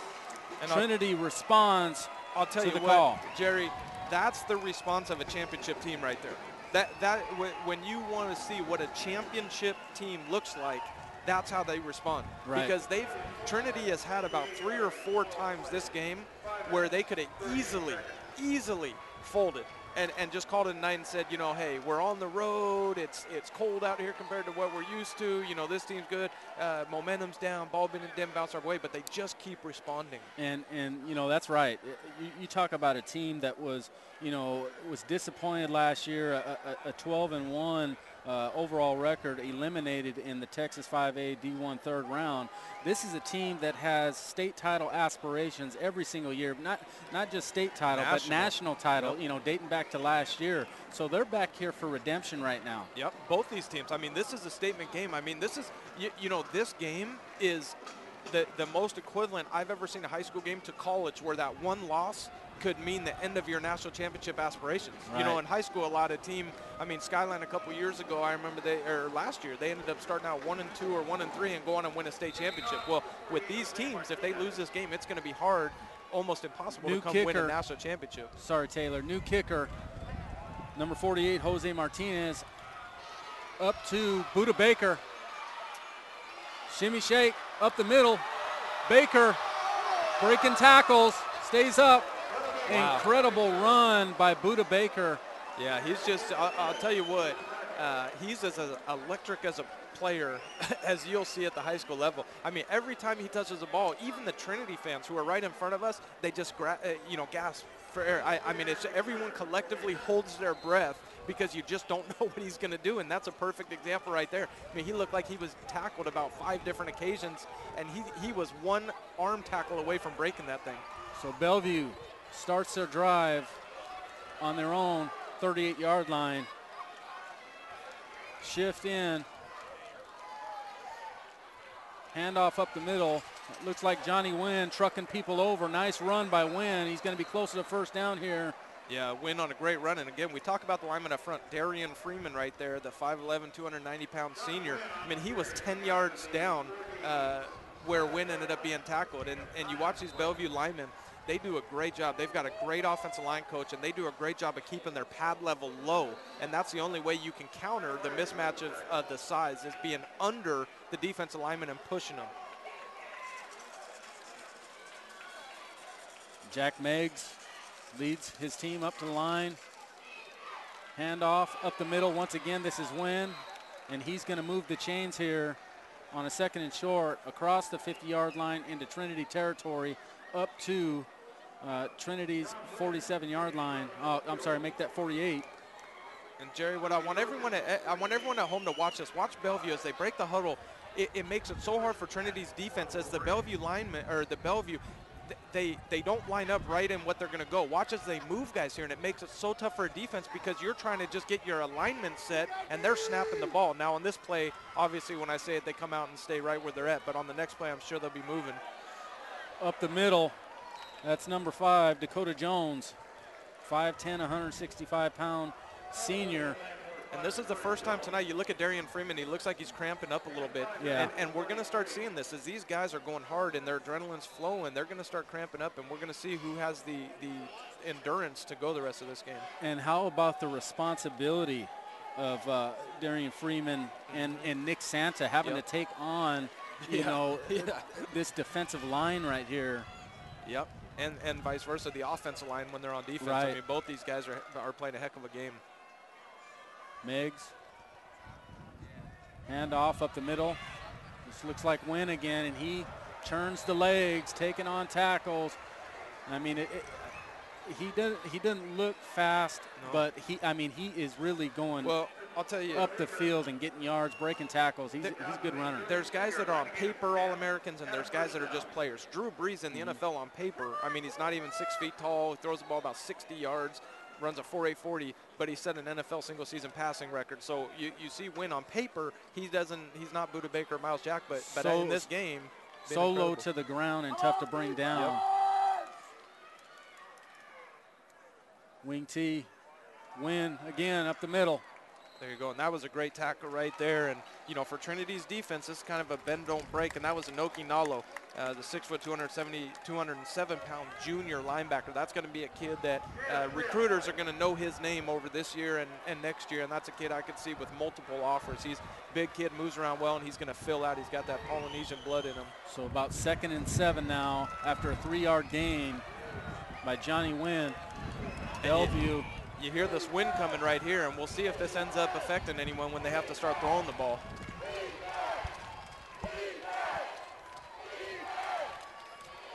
There it is, Buda Baker. And that looked like a block in the back, and that right there, it looks like it's going to come back on Bellevue. And, you know, I'm watching Bellevue here, Jerry. Real quick, that was great contain, and the tackle made by number 35, Inoki Gallo.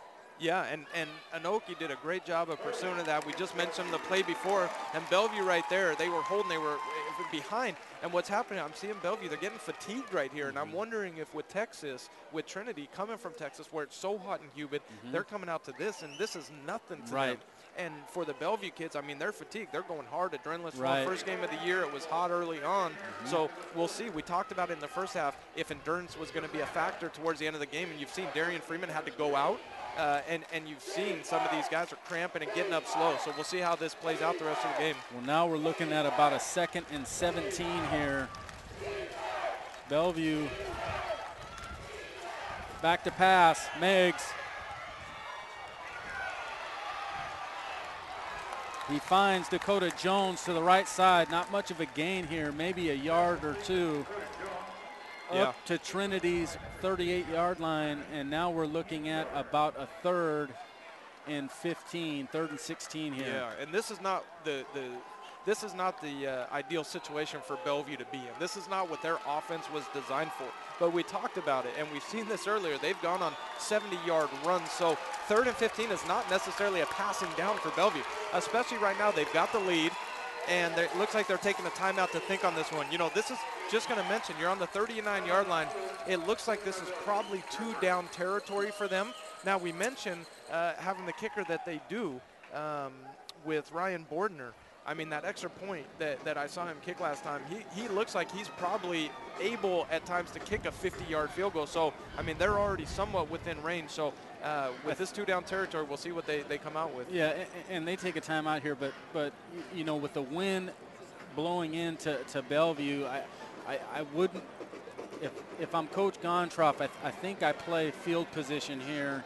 If you don't get enough yards, I think there's a point there where you say, okay, if I get up to a certain yardage, we can try to kick, but you know, if we're where we are now, I think I play field position here. I totally agree with you, and you know, I think where he's coming from, he's probably hoping that they don't have to make that decision on 4th down, but they get 15, 16 yards here and get a 1st down. So this is a big call. We've talked about it. There's been a few plays throughout this game that have been plays that we said would determine the outcome or affect it, and this is definitely one of them. For Trinity right here, I think they have to be careful of not saying, hey, let's go in that prevent defense and just not give up a 1st down and give up 12 yards and let Bellevue get in a 4th and 3. I think Trinity wants to hold firm here and try not to give up any yards here. Bellevue, 3rd and about 16. Jack Meggs under center. Wing T. Buda Baker up the middle. He gets a good chunk of yardage. Yeah, and that was a great call, and they got very fortunate. That was almost like a Chinese fire drill right there with the Trinity lineman just running right past Meggs in the handoff. He gets up to about Trinity's 28. And this will make it about 4th, and it looks like about 5 here. It looks like Bellevue is going to, and this is, again, good coaching. There's 8 seconds left. They're going to let the clock run off so they don't have to burn a timeout and make this decision. They let the quarter run out. They get to take their time, and it lets their guys rest a little bit more. You know, as their guys are fatigued, this gives them another couple minutes here to get a little bit more rest because this is a big down coming up. I tell you what, we got a good one going here, folks. At the end of the 3rd quarter, Bellevue leads 21 over Trinity, who has 16. And we have just seen a bare knuckle brawl on the field here, Memorial, you know, Seattle. This reminds me of the old Rocky movies when, you know, Sylvester Stallone and, you know, Rocky and Apollo Creed were just punching each other back and forth, and it was just, you know, almost him and Ivan Drago and Rocky IV just going back and forth, and it was eventually who was going to stand tall at the end and come with that knockout blow. And for both of these teams, they've punched and been punched and been punched, and it's going to come down. You know, you see teams every game hold up that 4 going into the fourth quarter. You know, everyone does that. Well, this means something right now. You hold up that 4, and it's saying, hey, this is what all the offseason conditioning was for. This is what all the film work was for. This is what we did all the team bonding experiences for, to hold tight, hold firm, put all those fingers together and ball it up into a fist and come out and win this game. I'd like to thank WIAA Network, Play on Sports, and Washington Sports Network.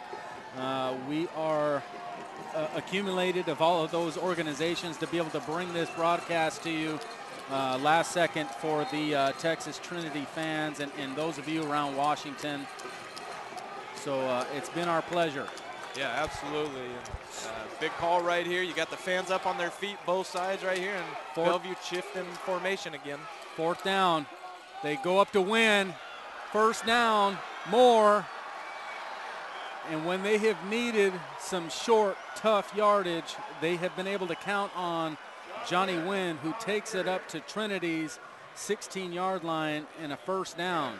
Sure have, and mentioned earlier all those formation shifts that Bellevue does, and it just throws people off. Most defenses come up, they line up against the alignment the offense is in, and they know from film what they're going to do. Well, Bellevue just keeps moving guys. They move them, so all this size and speed for Trinity gets countered that way, and that was a perfect example right there, and Wynn did the job of getting that 1st down. Wing T formation, Meggs under center. Barking out calls. Back to Johnny Wynn. Oh, he gets stopped at the line. What a play, and that was number 31 right there. That was Carrington McAllister, the junior, or the senior, 6 foot, 188 pounds. And we mentioned his name earlier. He's come in and made a couple huge plays and hits. And you could almost tell right at the snap of the ball, he said, you know what, I know who's getting the football, and I'm going right towards him. So a nice stop for Trinity. 2nd and 10 for Bellevue. And we'll see right here, again, you see Bellevue's linemen getting very fatigued right here. So see if the size from Trinity eventually wears them down here. Meggs around. And that was a great job. That was number 35 right there. That was Inoki Nalo, and we've mentioned him, the 6 foot, 207 pound junior. He's just made play after play, and that one, that counter, that fake power counter reverse right there, he's seen that burn them a few times, and he read that perfectly, pursued upfield, and puts Bellevue in a 3rd and 9 situation. And he took out the other wildly heralded junior, Buda Baker. Yep. For Bellevue right here, interesting, you know, if they end up kicking a field goal, they go up 8 points, which is still 1 possession, a lot of times 2. So Bellevue got to be smart here. Don't throw an interception, try and reach out and fumble, trying to get extra yards here. Up the middle, Wynn, not much. He will not get enough for a 1st down, but I tell you what, Bellevue has the win behind them. Yeah, and it looks like they got their kicking crew coming out, and they're gonna go for this kick right here. And mentioned earlier, they're up 5 points here. So if they get this, it puts it at 8, which is still theoretically 1 possession, but it is really hard to get a 2-point conversion. So it almost makes it a 2-possession game. Right. So they're going to have to make it first. This will be about a 29-yarder. And now the wind, just as he's going to kick this, the wind starts blowing into his face right here. So he's going to have to put about 10 extra yards. Up, and this is good. Wow. So Bellevue, 9:16 left to go in the 4th quarter. They are leading by 8. 24-16 over Trinity. And you talk about 23. championship teams, and championship teams are well-rounded. You know, great teams or really good teams might have a fantastic offense or defense. The great special championship teams are well-rounded, and that means offense, defense, and special teams. And we've seen special teams with Bellevue tonight, kickoff returns. We've seen them on punts. we've seen them now on a field goal. I mean, in high school, I don't have stats in front of me, but the percentage of making a 30-plus yard field goal in high school are not very good. And the guys that do it end up signing scholarships. You know, you got a great one in the state this year in Cameron Van Winkle. So with Bellevue right there, showing how well-rounded they are with offense, defense, special teams. And for Trinity now, we talk about special teams. Let's see how they do on this kick return right here. And you got our main guy back there. You got Kenneth Gonzalez, who's had a heck of a game back there returning. So let's see if Bellevue ends up kicking to him or kicks to Brian Patorny, the 6', 171-pound senior on the other side. The senior Cutler Halverson to kick off for Bellevue. And that's when you know you're loaded, is when you have a separate field goal kicker and guy doing the kickoffs, and that's what Bellevue has. And they go right to Gonzalez, and to the right side, he gets a little bit of room and goes out of bounds to about the... And that was a great job by Ruben Muella of keeping contain over there. Looks like we got a guy injured, and looks like it might be a cramp. First time we've seen a Texas guy with a cramp right here. That's going to happen on opening night. I expect to see more of those actually tomorrow when we do our broadcast on the live stream for Washington Sports Network. Our first game opening Friday Night Lights, Hanford versus Chiawana at Fran Rich Stadium. You can join us at 6:30 for our pregame, and then on Saturday we will be at Lamson Field.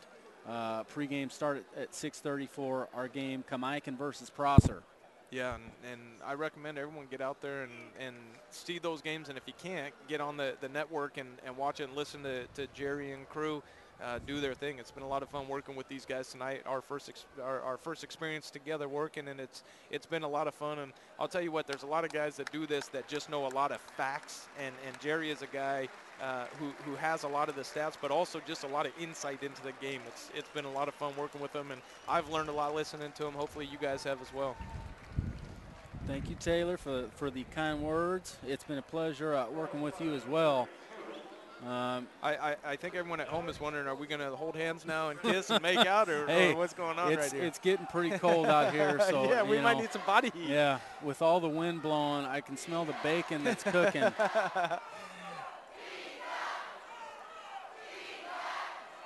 So Trinity will start their drive at their own 32-yard line.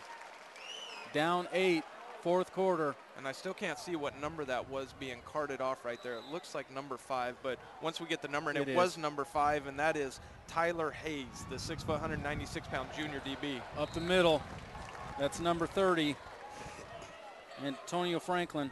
And again, for Trinity right here, this isn't panic time right here. You know, even if you go down and score, if you don't get that 2-point, now you're only a field goal away from winning. So for Trinity, again, there's still 9 minutes. Play your offense, play your style, go down, and that's a perfect example. Get 7 yards right there and just keep moving the chains, and put yourself in a position on the last series that you have a chance to go down and drive down and win. So about a gain of 7 yards, 2nd and 3. Gonzalez stopped at the line. Miles Jack puts on an electrifying hit. And Miles says, you know what, buddy, you want to go against a Pac-12 caliber player. That's what it looks like right there, and that's what it feels like. And you know, for Miles, I think these Bellevue kids, you know, a lot of times in the Northwest, we hear about Texas football. We hear about Southern football. And I think some of these kids have a chip on their shoulder, and they say, you know what, the rest of the country kind of looks down their nose at us, but we want to show you that we got players out here, and we got a heck of a team out here. And Bellevue and Miles Jack and company have done that tonight. Critical third down here for Trinity, about 3rd and 4. Double tight set, play action, avoids the rush. Hawkins going to the first down. He's going to get that more out of bounds. This may be a late hit. Wow, I can't believe that wasn't called. Now and it's called. Gets called. There. Yeah, and that was Sean Constantine. And you know, Sean is a great player, a smart player, and I think that was just some frustration that he's been hitting blockers so much and not making as many tackles as he'd like, that he wanted to go get the quarterback.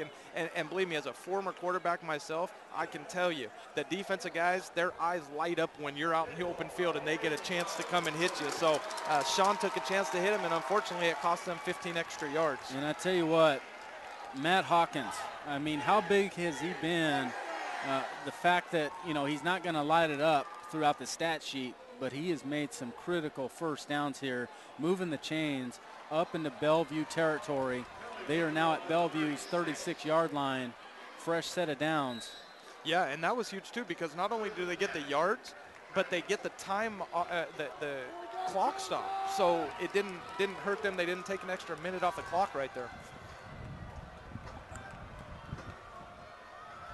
Up the middle, Gonzalez churns a feet, gets a couple.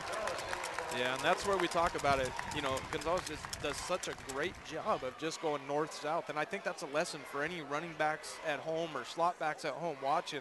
That's a big thing. As you get to the higher levels and you play against guys that are bigger and faster and stronger, you can't do that stuff that you did in Pop Warner where you just run in circles. It's almost like Madden football. You know, you're just going around in circles. You got to get north-south. You got to just get positive yardage and not take losses. Gets a nice, tough 5-yard gain. This little guy, Gonzalez, doing a tremendous job. 2nd and 5 now. Hawkins up to the left side.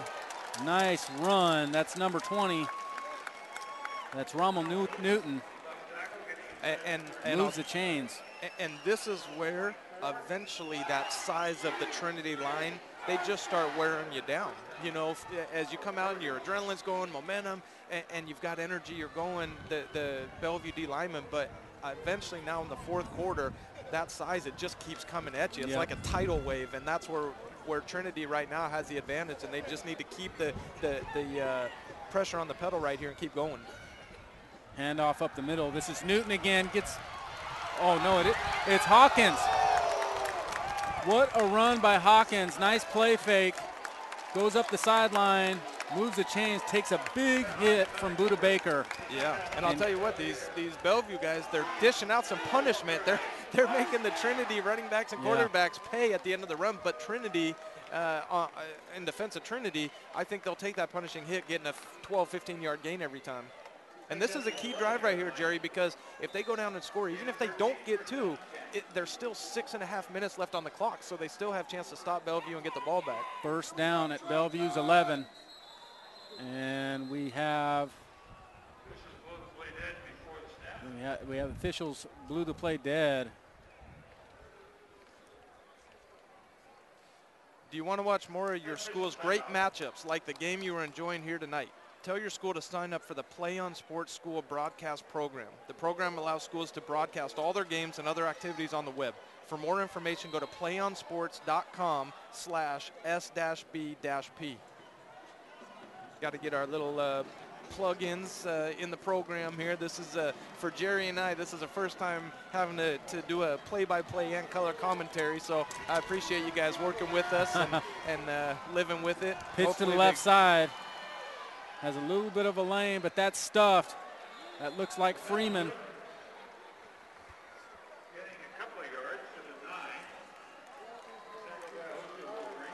Now for Trinity, again, I mentioned this. I mean, you don't want to hurry this to not score. I mean, you got to score. If you don't score, game over. But they got to get a 2-point conversion too, and I think they got to have some urgency to score in case they don't get that 2-point conversion. That there's still time on the clock to stop Bellevue and then go drive and get in field goal position. So I think they got to have some more urgency here. That was actually Marcus Griffin on the stop for Bellevue. The junior makes a nice stop in the shotgun. Hawkins to Bolden. Bolden finds a lane.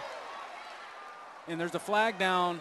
And it looks like if that ends up being on Bellevue, it's going to be halfway to half the distance to the goal line. On the 4-yard line, that's not too crucial of a penalty. That only moves it up 2 yards. If it's on Trinity, it negates that play and brings them back. So if this is on Bellevue, not that big of a deal. If it's on Trinity, it's a monster penalty. Right.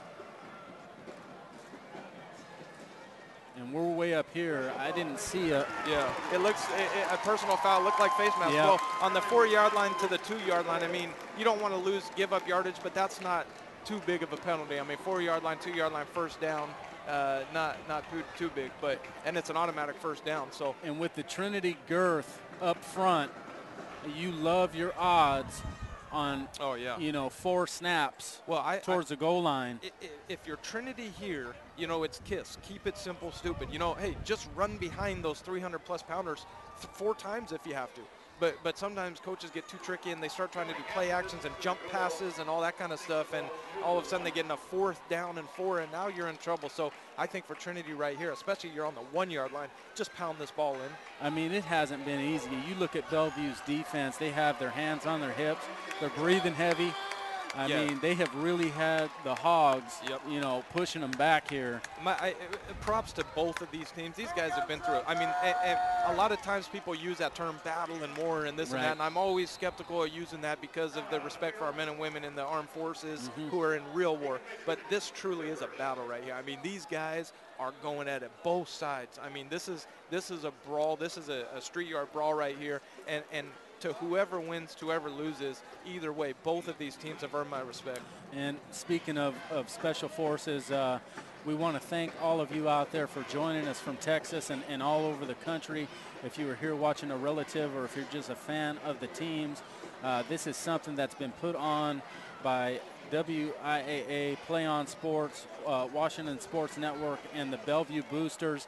Obviously, this was a production you and I didn't even know we were doing until the very last second. Our crew is actually in the stands right now with the fans, enjoying this atmosphere. We appreciate all you from Texas that are joining us, and thank you, Bellevue Boosters, for putting this together for them. And to both teams, the staffs and the administration, props to them too for scheduling this game and following through with it. You know, a lot of teams, we mentioned it, they play cupcakes for their 3 preseason games. They're 3-0. They haven't played anyone. They go into league. And both of these teams, there's a lot on the line. You deal with injuries. You worry about that kind of stuff. So for both of these staffs and administrations to put this on is just a tremendous thing. 5:25 left to go in the 4th quarter. Bellevue is up by 8, 24-16 over Trinity. And Trinity is knocking at the doorstep. There's a flag down. This could be huge. He goes into the end zone, but there's a flag down.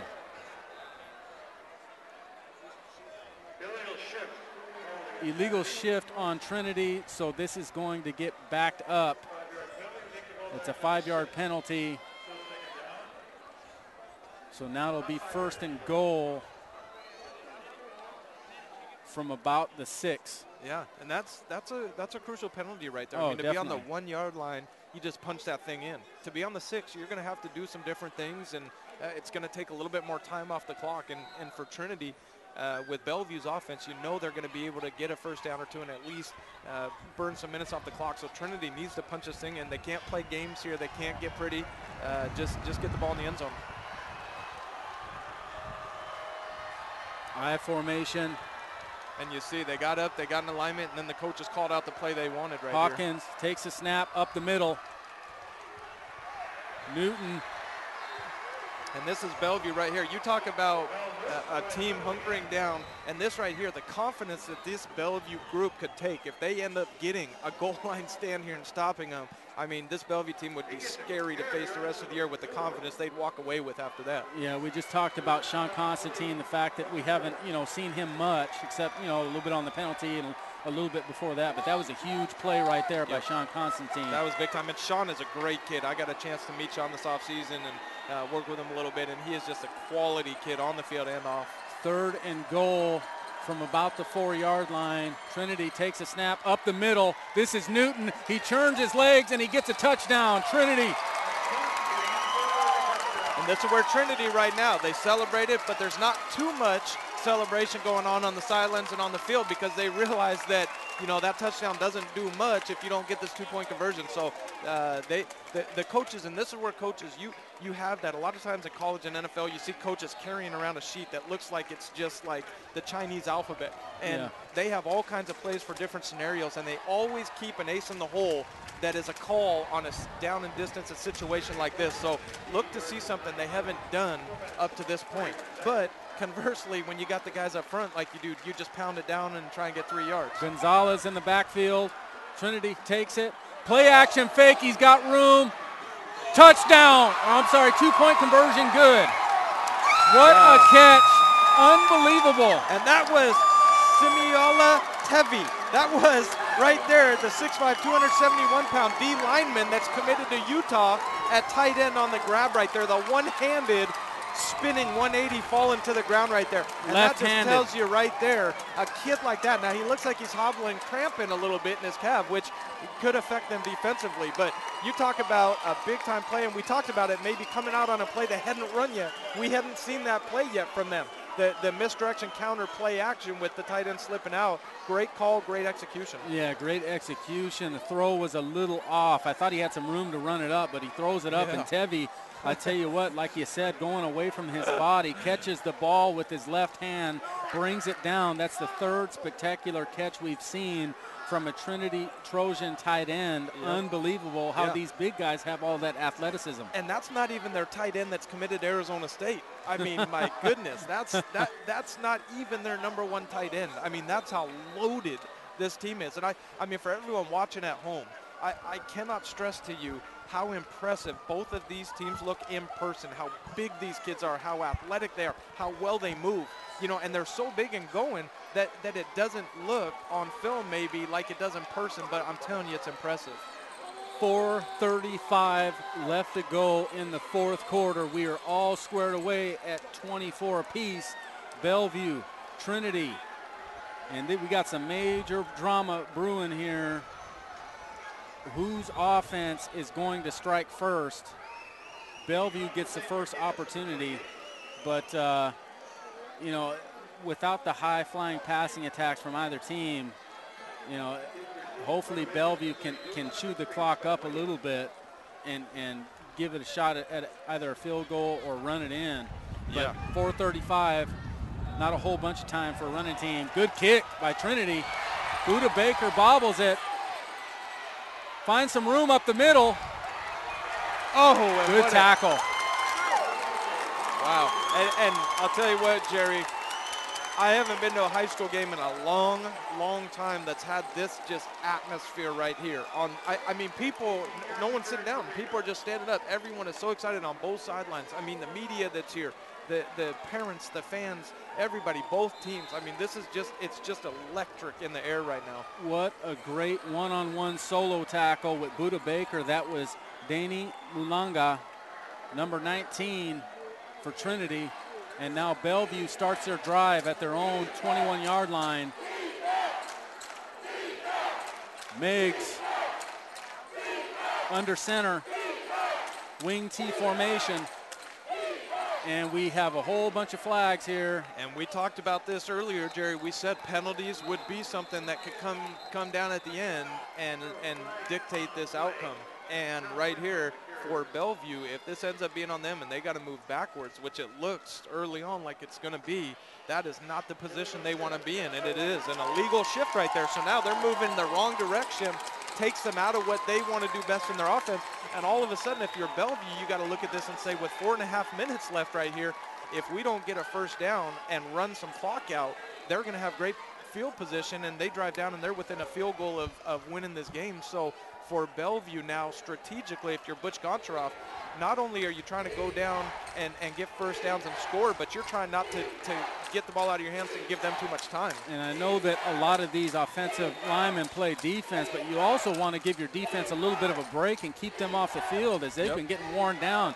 Here's Johnny Wynn to the left side, not much there. Sure have, and I'm really seeing a shift right now in the energy and enthusiasm in Trinity and Bellevue. It just looks like right now Bellevue's more fatigued. It just does. It looks like the Trinity guys almost got their second win, or maybe just haven't run out of energy from their first win. And with Bellevue right here, I would expect to see some kind of counter reverse right here. That's what they've gone to when they've needed a big play right here, and we'll see if they come back to that. You got Miles Jack lined up on the left here. 2nd and 11 for Bellevue. Clock ticking, 3:20 left to go in the fourth quarter. Miggs, Miles Jack, Buda Baker to the left side. Oh, he is turned over. He gets right back up. Yeah, and so this is a perfect example. They did run that reverse. It was to Buda, not Miles, and they got him outside. But now it's third and 2 or 3. Now, if they didn't get that penalty on first down, that's a first down for them.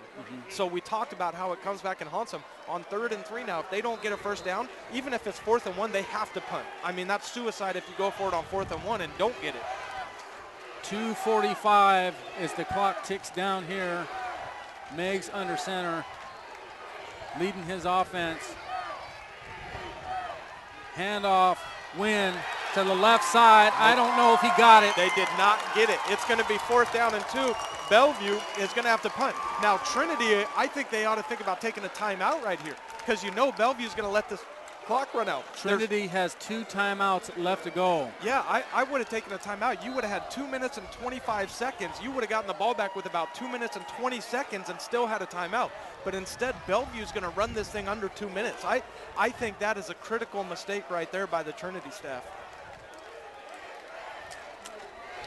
So Trinity is going to get the ball here with an opportunity to potentially close the game against Bellevue here in Seattle.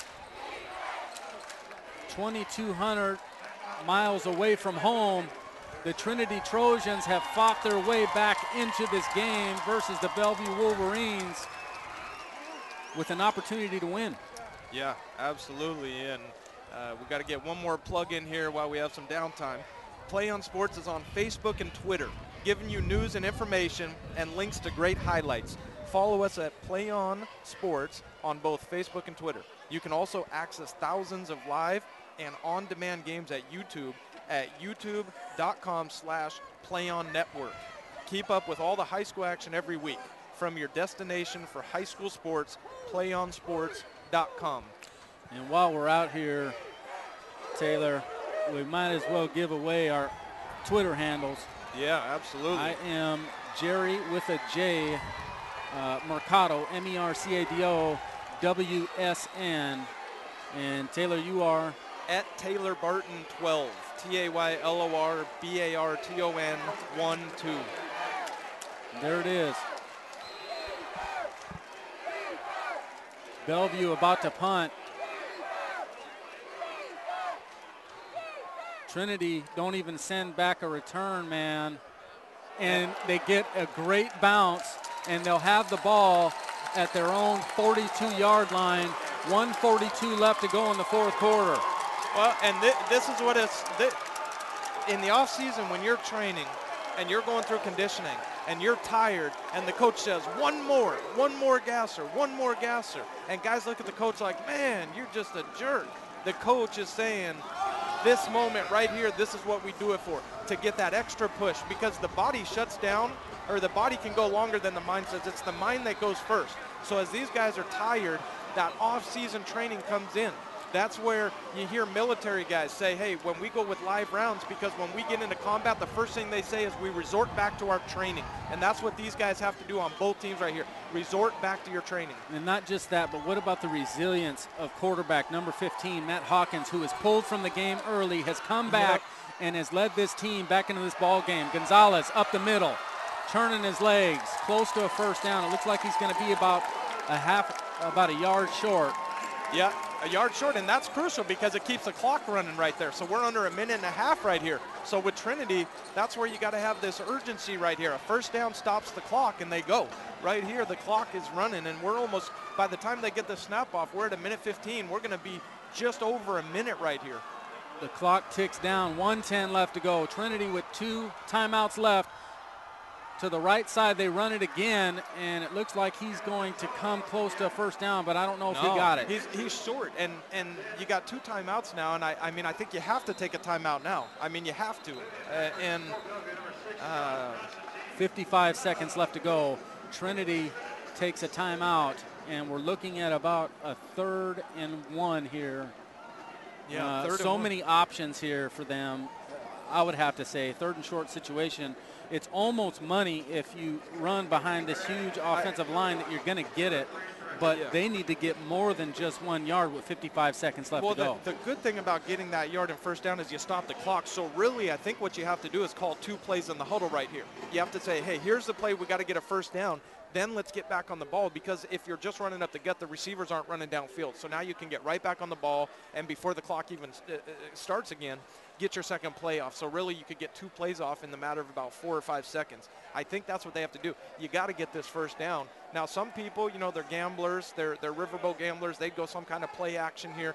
But I think right here you got to, I think you got to get this first down, but you got to think strategically in advance and call 2 plays in the huddle here. Get right back on the ball. You have that one timeout, but you don't want to have to burn that. If you don't get a first down here, they're probably going to have to burn the last timeout to regroup and get a play called to get a first down. So biggest play of the game so far right here. And you see they're lined up in a jumbo set. They've got all their tight ends in there, and it looks like they're just going to go with their bread and butter and run it down the gut. Getting loud here. Snap the ball up the middle. First down and more. Gonzalez. And this is where now they can't get too busy celebrating. They got to get on the ball. The clock is stopped. They're moving the chains. That's a good thing. In NFL, the clock keeps running. In high school, the 49 clock stops. seconds. So you're at 49 and it stopped. They've got all their guys lined up, and here you go. The clock starts, and at now the within Bellevue 4 seconds, 44-yard line. They get the play off. Shotgun, snap, pass completed to Bolden. He gets out of bounds. Yeah, great job. At first, Bolden caught that and started taking steps inwards. Right. And 4 yards here and getting tackled inbounds doesn't do you any good. If you get 4 or 5 yards and get out of bounds, the clock stops. If you're going to go across the middle, you've got to get chunks of yards. Now, they got a timeout, and I haven't seen their field goal kicker. I didn't get a chance to see him in warm-ups. Right now, I'm wishing I did my job a little bit better. You know what? The wind has seemed to die down a little bit. I must say that. It comes and it goes. It's died down right now, but he did make one earlier. So right now, Trinity. And, folks, that's right there is why Jerry Mikado is a professional and I'm not. He does his homework right there and gets in and does his business. Oh, under pressure. Wow. And they have to burn their last time out here. Miles Jack with the potential, game-opening tackle. If they come out with this victory, they're going to look back at that play and say that was one of the keys to victory there. Well, and I don't understand offensively. Listen, with 11 guys on Bellevue's defense, I would leave 10 guys unblocked and put all 11 on Miles Jack before I left Miles Jack unblocked. I mean, that's just crazy. And they didn't even see him. Hawkins didn't even see him coming, and the jackhammer laid him out. Yeah, jackhammer is the perfect word to describe that. And I'll tell you what, quarterback got up slow there. Yeah. He not only did he take the hit, what people sometimes don't realize with a quarterback, it's not the initial hit that looks like it hurts the most. It's the secondary hit when you hit the ground and the back of your head hits the ground and bounces back up. That's the hit that really hurts. That's where you see a lot of the concussions. He got up pretty slow. He's coming back on the field, but now they have no timeouts. It's 3rd and long, so if they don't get a first down here, they have to rush their unit on to kick the field goal. But to kick a field goal, I mean, they're going to have to get at least 15 yards to put themselves in. That's what you can't do offensively. They almost have to throw a Hail Mary up here. Bellevue still got 1 timeout. So 30 seconds, that's still a long time. They can't just run 2 plays and get it over with. And it looks like that's what they're going to do. Gonzalez, great tackle by Sean Constantine. Yeah, and it looks like Trinity took that and they did that strategically, and they just said, you know what, we're going to go for overtime here. Let's just run the ball. Let's not take another sack and fumble it and have them go rush back. So 10 I seconds.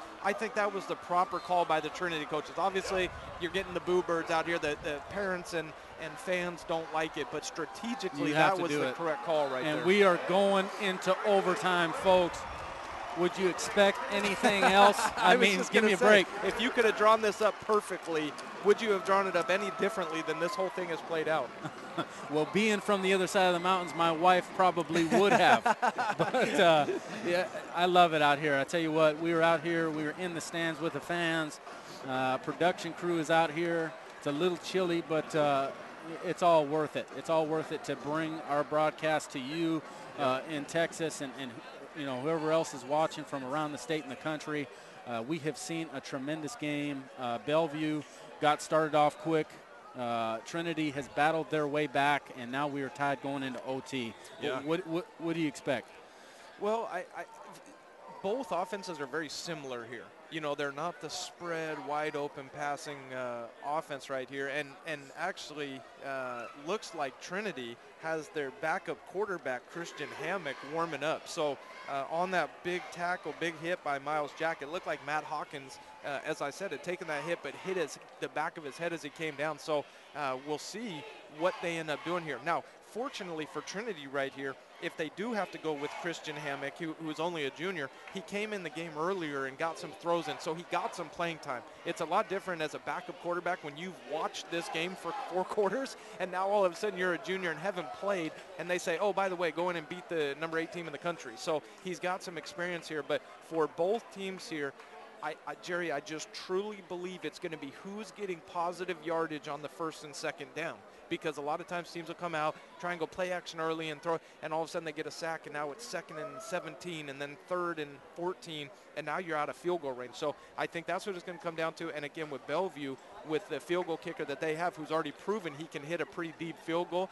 I would put the advantage to Bellevue right now. Yeah, the way that Trinity has been able to move the football, they say everything is bigger in Texas. Well, the offensive line, this 250-pound weight average offensive line, has been able to wear down Bellevue at times, it looks like. So in overtime, that could definitely give them an advantage. So, Jerry, actually some of the Texas fans are sitting in front of us, and they asked us a good question. They said, what are the rules for overtime? So, Jerry, if you want to explain to some of the people at home here, the high school rules out here in the state of Washington for overtime. Well, I believe we have a Kansas City tiebreaker system where we're going to be out at the 25-yard line, I believe. Each team is going to get an opportunity to get the football, depending on, whether the first team scores and the second team doesn't. That's going to depend on whether or not it ends, and we go from there. And so the advantage comes in winning the coin toss. Usually, and here's where strategy flips. Pre-game, if you win the coin toss, you elect to defer, which means the other team chooses to receive the ball, which means in the second half you'll receive the ball. Well, in this right here, when you're winning this, you want to be on defense right here. You choose to go on defense, put the other team on offense. That way, if they get a field goal, you know you need at least a field goal to tie a touchdown to win. If the other team scores a touchdown, you got to score. If they don't score, a field goal wins. So the strategy here is, if you win the coin toss, to choose defense first. A lot of people may be asking, as Bellevue comes out, who is number 25 on crutches? That is a senior captain by the name of Ari Morales, who injured his leg, may be out for the season, but a young man who has aspirations to play at the collegiate level, a starter for this team, and he has 3 championship state rings. And, all the kid has ever been used to is winning. And it's killing him to not be out in this game. And I was actually, this summer, I did a college tour, and I went to 13 different colleges throughout the country, and I was actually with him out at Montana and Montana State and watched him work out, and he really impressed those coaches. He's one of those kids that's being recruited at the next level, and I know it's really hurting him not to be out here, but I think it's a class act by Goncharoff and his staff to let him come out and be part of the captain and walk out and be part of this game right here. So it looks like we got the referees down on the field explaining to the kids and captains really what's going on, making sure they're clear with everything. On the coin toss, they got the heads and tails. They got to make sure they show both sides. I mean, they make sure it's really legit right here. And, believe it or not, there have been referees that have messed up the coin toss. Oh, I believe it. You know what? I think these referees, this is almost a trial for them. They're saying, heck, I'm one level below the referees, the replacement referees in the NFL. So I'll tell you what, if I do this game well, and maybe I'll get my shot.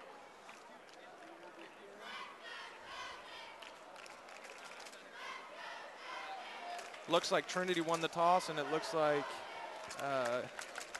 Bellevue's going to have the ball first.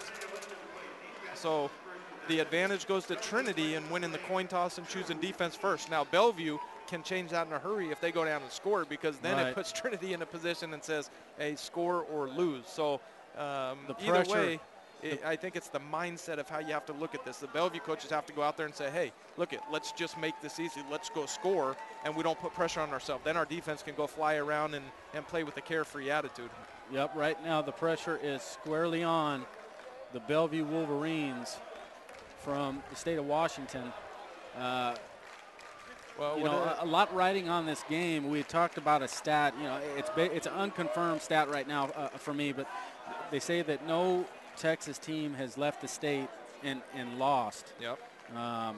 So there's that. So Trinity not only has the pride of a national championship on their shoulders, they have the pride of a state. Right.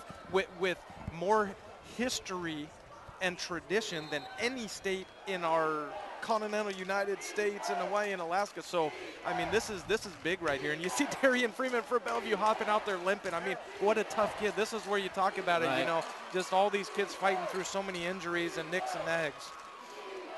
Wing T formation. Meigs, this is to Miles Jack. He's got some room to the right side.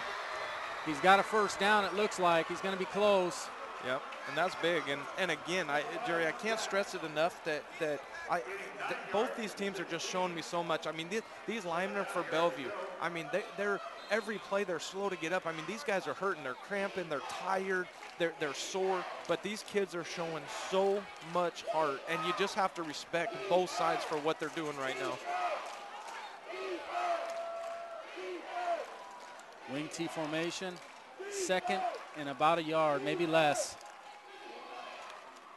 Right to win to the left side. It looks like he's got a first. They're trying to hold him up and strip the football. Yep, and at this point now, I think it goes without saying, but there's no time on the clock right now. So, so time is irrelevant other than the play clock. Now, the play clock is still going. You know, you can still get a delay of game in this, which would penalize you 5 yards.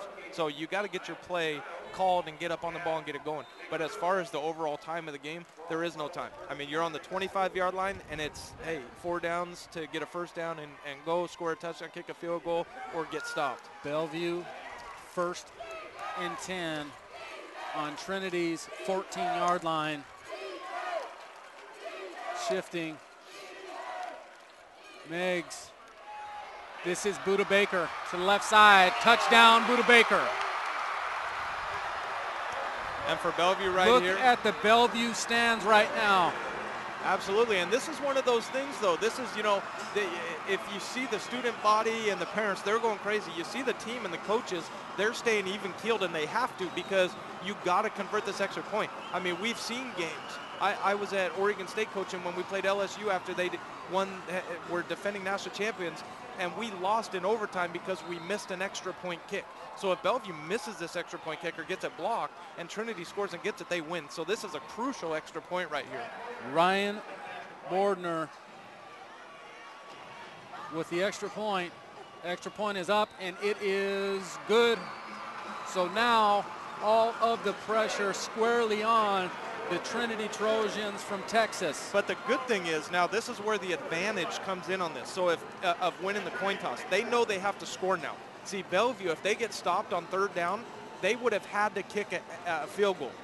Trinity, they're in 4-down territory no matter what now. So there is no field goal. There is no trying to get into field goal range here. So they've got 4 downs now to get 10 yards and move the chain. So that's where the advantage in being second to go comes in. You know exactly what you got to get. Now, the downside is when you give up a touchdown, now a field goal is no good, or getting stopped and then stopping them is no good. You need to score a touchdown. So it's kind of a catch-22 here. But the good thing is they know what they got to get.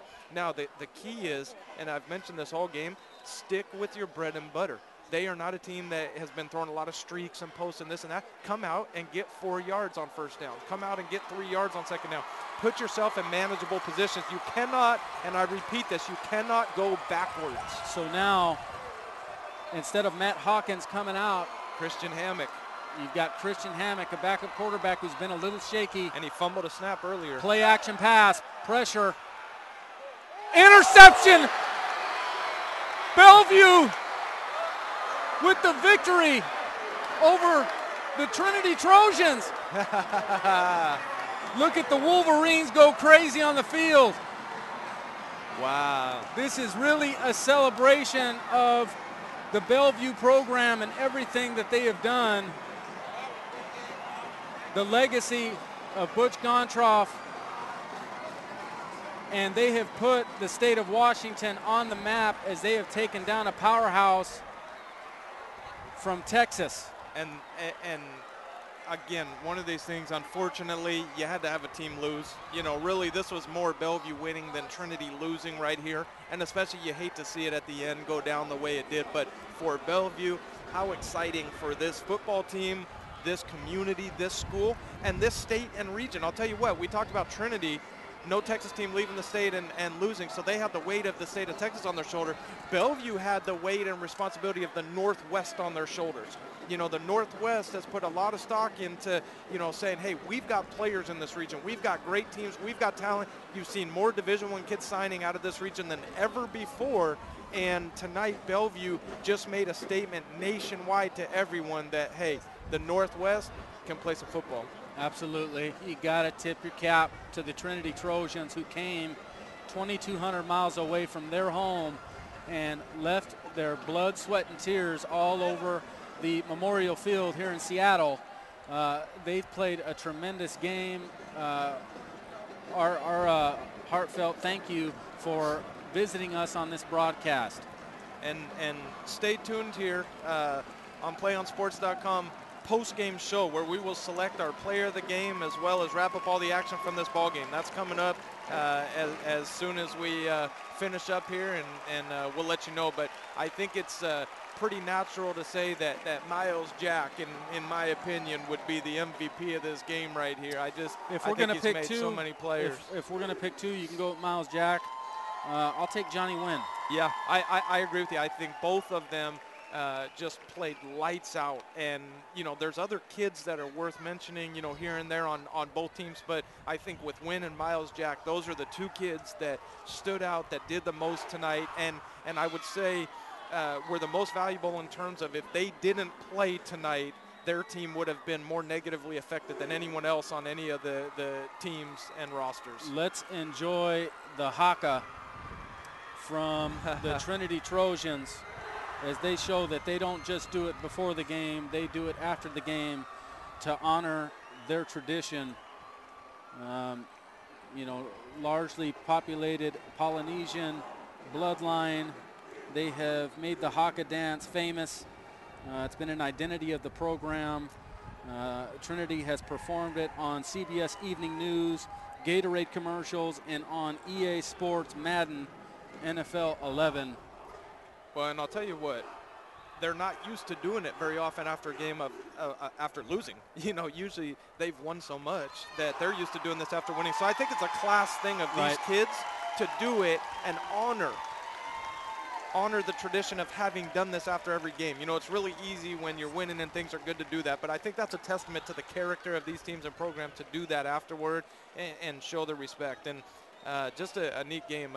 Again, for everyone watching this at home, I hope you enjoyed this as much as we did in person, because this is as good as it gets for high school football. Absolutely. You know, the problem with seeing something like this is it's never going to be any better than this, but to watch this and be in the moment of this is one for the ages. This is a historic game right here. Yeah. History has been made with the first Texas team leaving the state and losing, with Bellevue being a top 10 team in the country, both of them being top 25 teams in the country going on. And now what does this say, Jerry, in your mind for Bellevue nationally as far as going on and possibly winning a national championship? Well, I said from the very beginning, when you see all these rankings and whatnot, you know, Bellevue has been doing it for so long.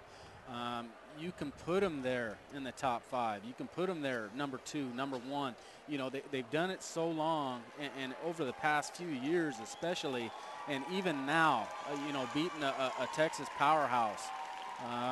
You have to definitely consider, if Bellevue wins out when the year ends, them being there to be able to receive that national title. Well, the one knock on Bellevue always nationally was, hey, you're winning in the Northwest. Exactly. Yeah, you're dominating people, you're winning, you've got tradition and history, but you're not playing these teams from Florida or Texas or California. You know, De La Salle years and years ago, but to make a statement game like this against Trinity, to start out the season with a brand new quarterback in there, with so many linemen gone and guys filling in, Bellevue's only going to get better and better.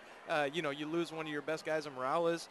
So I think what they just did was make a national statement to people that, hey, we are a legitimate contender to win a national championship. Absolutely. You know what? It's been a pleasure doing this game with you. I want to thank the Bellevue Booster Club for putting this together last second. It was our pleasure coming in here last minute. We just wanted to enjoy the game with you folks out there who've been watching. It was a thriller. I'm Jerry Mercado. Alongside me, Taylor Barton. You can follow us on Twitter. I am at Jerry Mercado, WSN. And Taylor, you are? At Taylor Barton 12. All right. So, hey, folks, join us tomorrow if you are in the region and you want to watch Hanford versus Chiawana on Washington Sports Network. And then on Saturday, we will be covering Prosser versus Kamaikan at Lamson Field, both set to kick off at 7 o'clock. So thank you once again, and take care. Good night, folks.